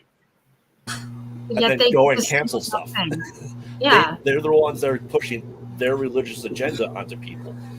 And they're trying to cancel other religions from having the rights to certain things. You have Judaism that support, in their religious belief, abortions. You can't cancel that. You should never have to do that. If people say dumb shit, it's a fact. It's always going to happen. It's always going to be a thing. I agree. And how can people come back? We have taken this too far. You have allegations with Justin Rowland or Jonathan Majors that are speculation that haven't been definitively proven, and people are immediately dropping them because of the cancel culture idea and movement that we have. And the idea is always you're supposed to be innocent until proven guilty, and people are just going, you may be guilty, so we're just dropping you, we're canceling you, before any trial happens. Mm-hmm. Now, we can't get into it. The trial, the judicial system is messed up anyway, but we can't. Like I said, it's a double-edged sword, and we're swinging it wildly in the air, and we don't care who it hits. Well, I mean, a lot of comedians have been bringing this up too, about how it's ironic that the Christians of the United States are so against drag queens as being a danger to their children without acknowledging, like, hi, did you see the molestation rate amongst your priests? All of those fucking stories that got swept under the rug because you don't want the scandal. Like, again, we have a separation of church and state, and yet we have people with a church mindset trying to legislate things on that basis alone. Yes. If you're not going to have your multi-billion-dollar thing pay its fair share, then shut the fuck up if that's your argument. Again, this is one of those things. I have our organizations with tax exempt status. Yeah. In trouble, even like in high school. And unfortunately, my teacher was on my side, but it was like, pick a controversial topic and take a stance and like make a presentation. Well, there was like one girl that was doing pro-choice and like 8 people that were doing pro-life. So I decided I'm going to go on the pro-choice because my mother was very much an advocate saying, it's important for women to choose. They have the autonomy over their bodies. There's plenty of circumstances in which you don't know where that pregnancy came from or if it's even viable. It could be a danger. There's so many multitudes of reasonings to why you're getting the procedure versus just using it as your first go-to for birth control. I personally don't think that there is any single woman out there that uses abortion as their main go-to for birth control. No. That's something that you cannot statistically prove to me. I just dare you to. Secondly, abolishing abortion as a legal procedure, it does not make it go away. It just pushes it underground and makes it more dangerous. And then again, if you're a person that's never gonna ever be pregnant, like, because you weren't born with a uterus, then maybe kindly shut the fuck up on the subject because it's never going to ever affect you. I would rather have people 100%. That might be affected by it or have to actually experience it be the voices in the room that are heard and not have people talk over that because of their superficial need to feel like they are morally more superior. But let me ask you this, Dorian. Do you think that people that aren't maybe supportive and don't go through it still should be able to be the voice, though? Because if it unfortunately takes a white man to help bring up issues that don't affect the white man, they should still they're there to help bring it forward. So they do need to be part of these conversations regardless. They need if they're the ones making the laws, they have to be well informed, and you want people to fight for other people's rights. It's a thing that has happened, and unfortunately, if you look at Jon Stewart, he has the problem with Jon Stewart. He talked about ending racism, and it starts with us, and it starts with us helping everyone involved with it too. We have to actively work with people. I don't think we should have to step over the people. Does that mean giving people of color a carte blanche to just trash talk white people, though? No. Is that okay? No. Or does that perpetuate racism? I'm just saying that there's racism across the board. If there is a group of people that have their rights being violated, I think everyone should be able to help them get their rights. Well, no, absolutely. So again, but the question is now it's still here. How do you end racism? You stop talking about it. Stop talking about it. Right. You stop talking about the color of people's skin and you just let them be them and judge them based off of how they interact with you, not based off of what you view that group of people and painting them with a broad brush. Well, I think and they've pointed out and asking how many arms does a human being have. I just paid devil's advocate. So you're saying people with missing arms. I mean, I wish I had 6. I'm not going to lie. But I wish I had 4 extra arms. I wish I had 3. I think the problem that we're seeing with stuff like that is that we are setting these definitions, and you guys are both correct. If we stop talking about it, we didn't have these issues in the forefront because we didn't have these definitions that we had to define. We have to define this stuff now. Yes. And we never really had to.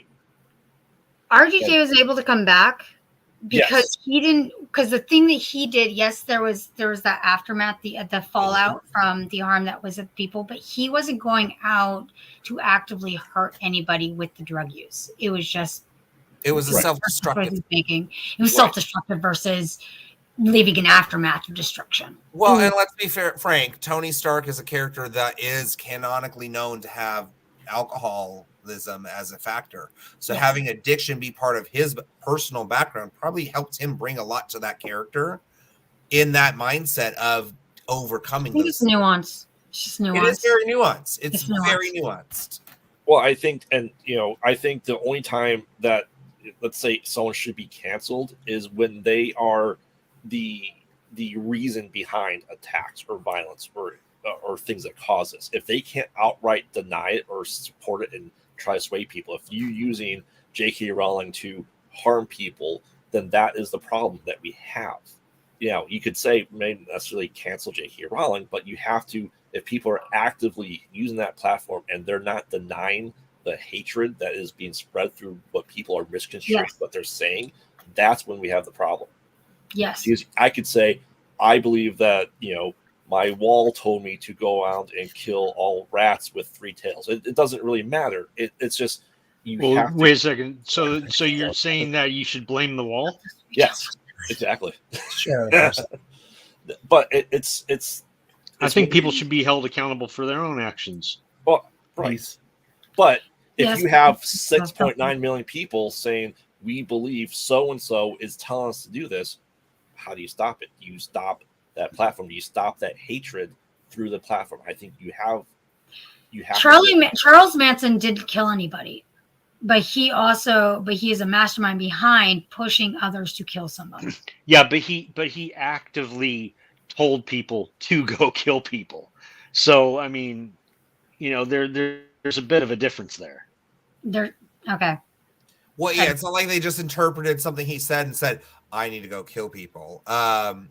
If he's actively, but he still didn't commit any of those crimes or any of those actions himself. That was my point. So he was orchestrating people to go do the actions that were carried out. It's not like J.K. Rowling is saying, "Oh, you should go and attack trans people." But we do have people like Donald Trump who are like telling people, "Hey, storm the Capitol and kill my." Yes, there's that too. Yeah, exactly. Well, okay, I'm not really a big fan of Trump anymore because he's come out as being a complete whack job and very narcissistic. I mean, most politicians. I'm for DeSantis at this point, Okay. but he didn't actually say, "Oh, go kill Mike Pence" either. Did he float the idea of hanging him? Because they had they did that. Sorry. No, he didn't. Yeah, I think that could be left up to interpretation. Donald Trump, just like the J.K. Rowling thing. I haven't seen her call against violence against people, but clearly it was interpreted that way. Right. It was interpreted by a lot of mainstream media that way, but wasn't explicitly distinctly said to go. Explicitly I don't know. I wasn't wouldn't explicitly kind of said. try to. I saw him rile people up into a mob. So I mean, I don't know. I guess I was were already riled up, anyways. I mean, the irony is palpable that a group of people that were pissed about the riots that happened with BLM then went and did a riot themselves and killed a bunch of police officers. All right. Well, I was stand for police. When we were talking about that earlier, I was thinking, what was that kid's name? What was that kid's name? Kyle Whitting. Rittenhouse. Yeah, who went into another state with guns and shit packing and killed 2 people. I mean, that's 3 actually.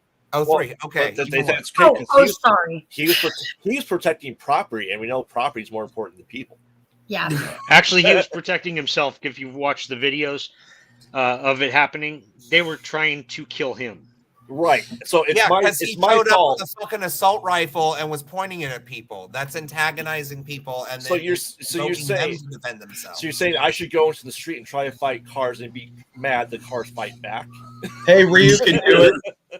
Hey, for me personally, this is my thing with all the gun violence and things happening in schools. I would probably get in more trouble by taking an AR-15 that I illegally obtained to the high school down the street and shooting a bunch of rounds into the ground and then surrendering myself than he did for killing 3 people by going across state lines with a gun that he shouldn't have had legally to begin with. Mhm. He went there knowingly what he walked into. He went into that situation. I'm going to try to fucking piss some people off. He antagonized it. He wasn't a victim of circumstance. He was not. He went there. Right, went out of his way to go there. Had his mom drop him off. Said, "Mom, pick me up at 11 at the 7-Eleven." That across state lines thing was only 15 minutes drive. So just saying. It's still cross. So it's like going. It's going. Still cross state. And you know, you going to Vacaville.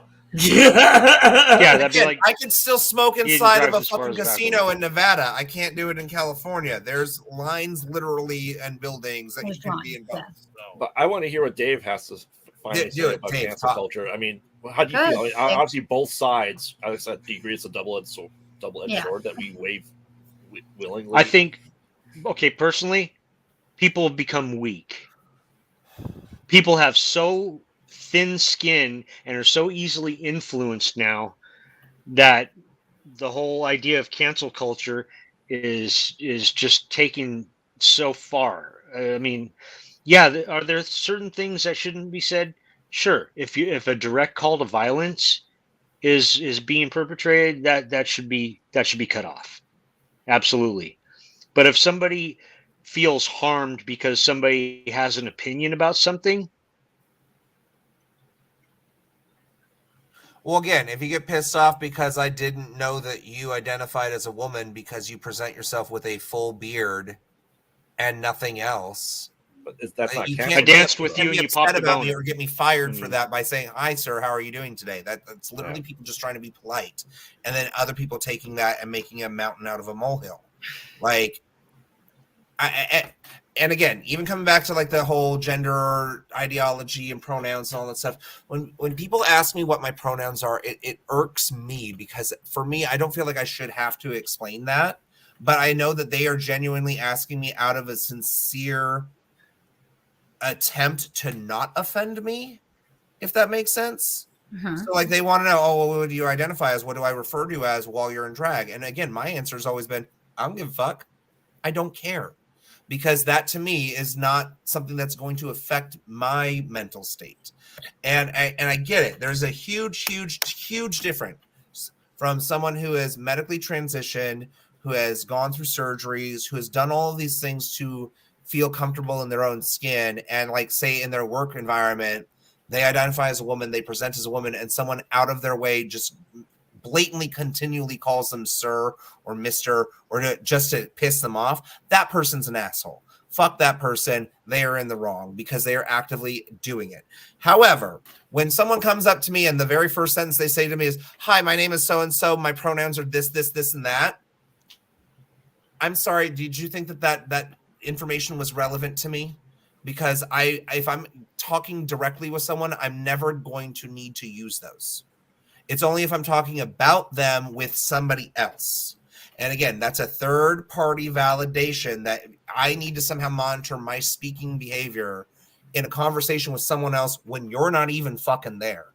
That kind of need for people to do stuff is a little absurd because you can't control how people think or feel in their own private life or their own time, especially with other groups of people. Now, the people that you choose to surround yourself, if they do respect those things and they do actively use them, then clearly those are people who support you in that, and that's fine. You should have that chosen family. You should be allowed to be around people that support you in that sense. But if you try to legislate it and make it this thing that like everybody, even those that don't agree with you, have to get on board with, that's when it does kind of cross that realm into almost a fascist type of mindset where you have to think the way I think so because I say so. And it's not based out of anything other than that. Because I feel this way, therefore you must be compelled to talk to me in the way that I deem appropriate. Those things are kind of very Karen Ken's moments right here. I need to speak to a manager. We all know those people who are totally entitled and totally out of nowhere just pissed off about everything. And it's like, hi, I just clocked in. I'm sorry that somebody didn't answer the phone 3 hours ago when we weren't open. Like, you don't need to rip my fucking head off about it. But I was coming back to a point. So with like pronouns for me, it's kind of like how you wipe your ass. There are people who stay sitting. There are people who stand up. There are people who use a bidet. There's people who do it however which way. It's none of your fucking business. It's none of anybody else's business. And to that point, if someone came up to you and said, I know for a fact that you sit down while you wipe your ass, and you don't, and you tell them, well, no, I actually stand up. There's nothing wrong with addressing it at that point, but them insisting beyond that, well, no, you sit down. That's when they become the asshole. It's like, well, no, I just told you what it is, so maybe shut up. But outside of that, I don't need that to be part of my understanding of somebody's day-to-day. I don't care. It does not impact me. You live as you be you, boo. And as long as you're not hurting anybody or trying to influence people in any way, shape, or form that I see as kind of predatory or concerning, like I'm not going to say anything against it. And again, I have no problem with people doing drag. I think that drag is a great art form, but I do sometimes question my own community of like, so why do you need to have 5-year-olds around for it? Because you can just exist as you are and go to the store and they'd still see you and have to ask their parents, like, hey, mommy, why is that woman so tall with big hair? And they go, well, that's a drag queen, honey. They're an artist. They do this and that. If you want to like support literacy by going and doing story time hour, like just read a fucking book. But if it's the gay BCs, I question your agenda and what you're doing there and why you're projecting your experience onto people who are impressionable and saying, well, if you don't fall into the norms, you just must be like me. Whereas like myself, like if I would have grown up in this day and age, like, in the last 15 years, if I was 16, somebody would have absolutely convinced me I was transgender. I would think that I'm a woman because that's what I remember as a kid, like wishing I could have been a girl because I was into girl things. I only come later in my life to embrace the fact that I'm a man that happens to be gay, that really embraces those things. And it doesn't make me any less of a man as a result of it. No. Like I can still feel a nice sense of self-worth and still look in the mirror and be happy with who I am and know that, I had a Barbie when I was 5, or, I like to wear dresses, or I like makeup. It's okay, to each their own. And that part of it is very much a spectrum. But I've said this also again before, a spectrum in my mind as an artist is a variance of colors. There's all sorts of different ones. You cannot say that teal is the same as orange because it's the same thing. They are different, and there's nothing wrong with them being different. Just like purple is not red, but there are aspects of red in purple. It's different color. Color theory is a thing. The sky is blue. It just happens to turn orange and pink at sunset. Like, so maybe everybody just needs to not be so upset about things. Like, I don't know, the body that you were born in, or how you identify, or how other people identify. Like, let people be people and let them be them, and speak out against the violence of it, remove the stigma, all that stuff. I'm going around in circles. Sorry. Just let Britney be, damn it. Shut the fuck up. Okay. And on that note, leave Britney alone. Let us get to our pluggables. It has been a beautiful night. It will be a beautiful night next Friday as well. In fact, I want to say, first I want to say before we do our pluggables, I fucked up a bit. We were going to have the announcements tonight of who our Patreon winners are. We have a giveaway. We're giving away 5 sabers to... If you are in the family tier or in the friend tier of our Patreon, you will have access to these sabers. Now, the incredible thing is that we happen to have 5 people in all of those categories. So that means everybody is getting a saber. The question then becomes who gets the special saber. I think there's 2 or 3 people in the top tier, and only they have access to the special saber. So we will announce that on Sunday. Along with, we are going to redo the, this is so bad. We had the drawing last Sunday, right? we had to redo it because it came up as Steven. Then the next name popped up, and I did not recognize it. Turns out it's somebody else that helps sell for Kyber Cave, so he is not winning it either. Eligible. Eligible either. Yeah. Right. So the only people that aren't eligible are if you're receiving a paycheck from me in some way, shape, or form. So like that was an argument I had to Steven because like Steven was like, that's not fair. The host of the shows have won. I was like, yeah, but they don't make any money to do these shows. So like they're totally in the clear. I give you a paycheck, so you don't get to win a saber. I pay to be on Kyber Cave. Right, exactly. So we will be doing both drawings this Sunday night. Nice. That. So on that note, let us start with our dear friend, who's got probably the most going on stages as it is. I mean, kind of. I don't know. It's fine. So yes, the Slay House is officially done. And it was glorious. But it was glorious. It was glorious. It was a good run. It was still something that like I'm proud that I brought to Lodi and was able to accomplish. But what it was taking from me to continue to do it was not worth it in the long run. And I know this to be true because, again, I just had too many signs from the universe telling me this is not where your time, your energy, your talent should be focused if it's not being reciprocated in the way that you were hoping. Again, I was really hoping that my gay community here in town would come together and be regular people there. Mm-hmm. I got 3 of them. And everybody else was like, straight women that are there celebrating their birthday, or like my old friends from high school, or, the occasional other 45-year-old that walked in all confused going, what the fuck's going on? There's a whole crew of gays at Costco that came out once and then never showed up again. And it's like, so you guys don't support me. Same thing with the other queens. I could not get a fucking drag queen in the area to come out other than my husband for the last 2 months. All I get are the kings and the in-betweens. It's like the same 5 people. And when I would book somebody else from out of town, they'd cancel on me the day of. So wow.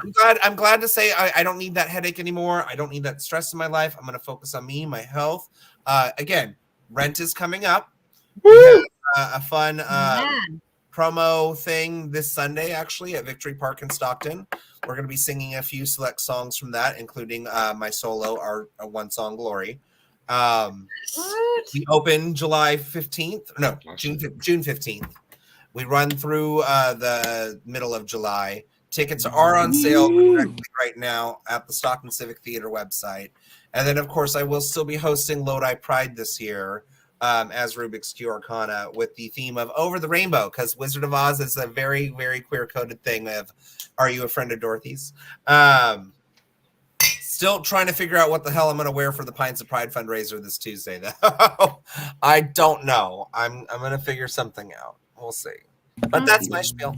We will see when we see you on Tuesday then. Really? You're going to come out to Pints of Pride? Oh, no. I meant, I'm sorry. I did not specifically mean to say that. I didn't want to imply that, but I just meant on Tuesday we will find out. It's fine. It's all good. I'm so sorry. And Tuesday we have Hearts of Kyber anyways. Damn it. Okay. It's fine. That just means that my Wednesdays are more available now that we can actually focus on 2 queens and 4s. Yes. Other entities. We or may actually get a queue. Even I could come to my karaoke. Yeah, that too. I would love to come sing karaoke with you. And you, hey, listen, Sidorian, you have 3 chances to come sing with 4s.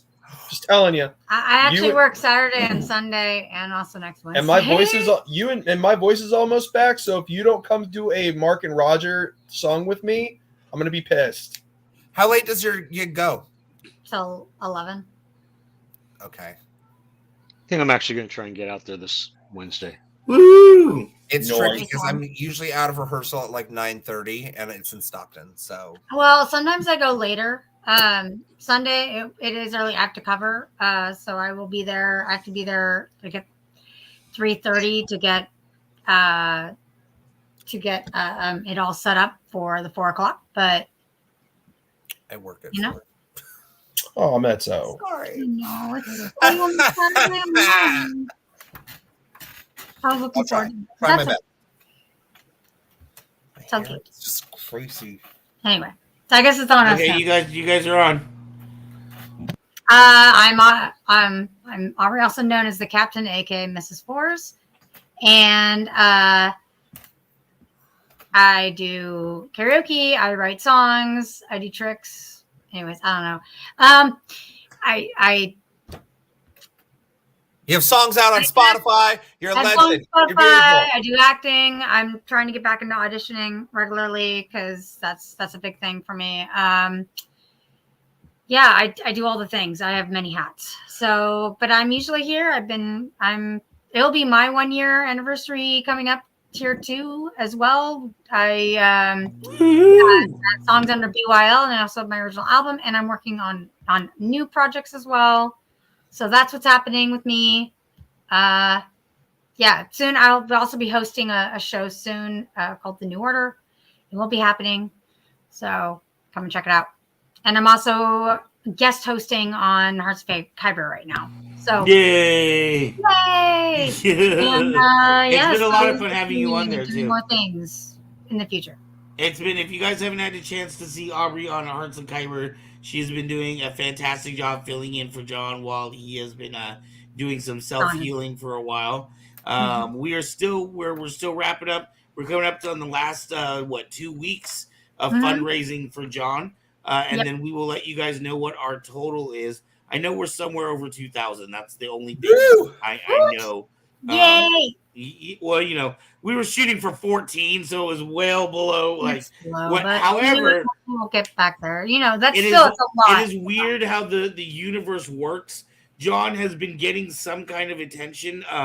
They are talking about helping him out with the wheelchair, and if it does work out, then the money that we raise would be for one of the parts that they would not provide for him, which are these kind of like these crank things that kind of help him instead of using his arms to move the chair. It's kind of like a crank that reduces how much power he has to put into each of his strokes or whatever. So the money will still go towards that, and it may be just enough money to get him those extra accessories that he needs. So I am very excited. Yeah, levers. I'm very excited about that. Forrest, where can we find you? So I am Mr. Fours. You can find my work at saberfont.com under Fours FX Saber Sounds. If you go to kybercave.com, be sure and pick yourself up one of the most awesome lightsabers you can get. It's a great place to get started in your lightsaber venture. Or if you're an existing collector, head over there and pick up something you don't have. But when you go to Saberfont, please support me, support my friends, Juan Sith and Harry Solo fonts respectively. Put a sound font on your saber and just smile ear to ear because it really is a great experience. If you go to our sister channel, which is Distance Nerding, you'll find myself and the Husbeard Graveyard hosting on Tuesdays and Thursdays. In addition to that, you can find me right here on this channel, where I made my start, doing most of the things. I'm here on After Dark. I'm Saturday mornings on Nerd Out. I am doing Thursday night live, Kyber Cave Gaming, and also Mrs. Fours and I still have to finish our Last of Us series. And I also host 2 queens and a fours with this queen and that queen right there. And if you pay attention, we're just going to be getting into more and more gaming stuff as this channel continues to grow and reach out to all of you, because in the end, we just want to bring you all the fun. And I certainly hope that as the days and weeks and months continue, you guys find more and more and more enjoyment. So from all of us to you, may the Fours be with you. Much love and good night from us. Beautiful, beautiful. Alrighty. Mr. Dave, you haven't done this in a while. Remember how this goes. Okay, so let's see, I had a monologue already and now I just Don't you hate how that happens? I'm the publicly private pocket okay, let me start over. Take 2. Shit. Okay. I'm the publicly private token conservative, the original and professional Popio Pocket Potty Mouth. I am Oh, It's a lot. I'm here mostly just for rude comments and dirty humor, but you can find me swinging a sword sometimes because I like to touch my sabers. Mm. He likes Hey, I like to play with long, my hard, saber. phallic things. Go figure. by the way, have you been impressed with how we've gotten Aaron all dirtied up since you've left? He's a regular potty mouth now. Yeah, you He have says much fuck to at least learn, once in Padawan. every episode. You have much to learn, Content. but that's okay because I got much to teach. Well, we hope you will come back. Don't let this be the last time you come back. We Oh, miss you, well, boy. it'll be a Brother. couple months. No, I'm just kidding. Oh, what a Mwah. cocktease. What a cocktease. All right, Graveyard. Yes, I am Graveyard, co-host of the Mostly Pod Out Night Mostly podcast. New releases every Wednesday. You can find that at any place you get your podcasts. It's under this title. You can follow us on social media at Pod Out at Night. You can go to our website, really short one, the Mostly Pod Out Night, mostly.com, very short. You can get merchandise there. There's stuff there too. And if you use the code KyberCon3, which I'm still have up there for our merchandise site, we will give all the sale proceeds to John and his fundraiser as well. On top of that, you can find this ugly mug. See it on YouTube 4 days a week now at Kyber K Production, 1 day a week at Distance Nerding. So make sure to check this out. And we have new shows coming out all the time. Our new show, Saturday Morning Nerd Out. Tomorrow is our next show. Make sure to check it out. Yes. Join us on Discord. We want to talk nerdy to you. We'd love to hear from you. We want to get the viewers' opinions of games that we should play. Viewer levels for Super Mario 2 so I can get more gray in my beard. Let's make this happen. Serious, don't make us continue to choose games because we're just gonna keep picking weird shit. Yes. And- So Go ahead. I'd say I want to thank all you Cavers, Dwellers, and Spelunkers for supporting us and our continued growth. Yes. And just a little word of advice: if you do go over to his website and buy some of his merchandise, you're going to have a choice between the Graveyard Edition and the Salem Edition. Yep. If you are a school teacher, I do not suggest you wear the Graveyard Edition to school because it's a little bit creepy. Long live the new flesh is less creepy. Yeah. I guess that's true. But when you're a teacher and the back of your shirt says, "Have you checked on the children?" It's a little bit. I think a teacher should be wearing that shirt. Have they? Yeah.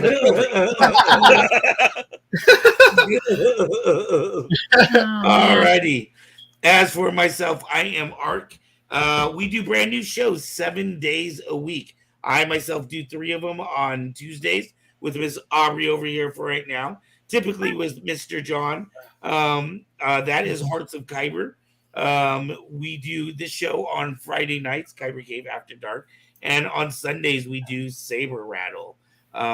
So make sure to check us out on any of our nights for a week. We have a Patreon. Like I said, we're going to be giving away gifts to our subscribers. We want to thank everybody who has helped out, whether it's at the $1 level or the $50 a month level. All of it has been helpful. All of it has helped keep us together and like growing and learning. Because I know that I know at least Fours, Mezzo, and Graveyard are constantly talking about editing and learning from each other. And a lot of these programs that Metz buys, she uses by getting from the Patreon. So thank you guys. Thank you. We appreciate it. And we have more and more shows. Hopefully, we will have a Q View show sometime soon. Yes, I cannot wait to go on a rant about why Howl's Moving Castle is almost the exact same movie as Spirited Away, but in different mindsets. I would love it. I think there are tons of more shows. We have Aubrey's New World Order coming out soon. So I am excited about that. We have tons of new stuff coming out. So just stick around here. Head over to kybercave.com. Check us out everywhere you do social media things and stay informed. All right. We will see you guys later. Don't forget this Sunday, make sure to tune in for the announcements on who is getting wood sabers. We have like 6 of them total that we're giving away, I guess, this Sunday. Yes. All right. Like and subscribe, damn it. Like and subscribe. Oh, I'm gonna close out with the outro, and then I'll do the Patreon. This is for this Sunday show. All right, yo. Peace. Hey.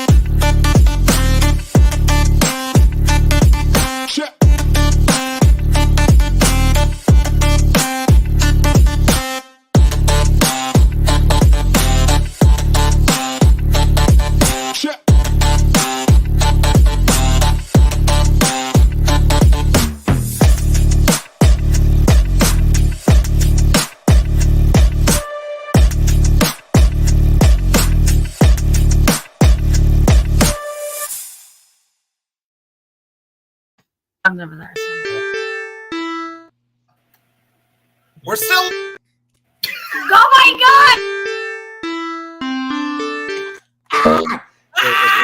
What are you doing? God! Wow, what are you doing? I don't need just like commercials, not like trying to do the close.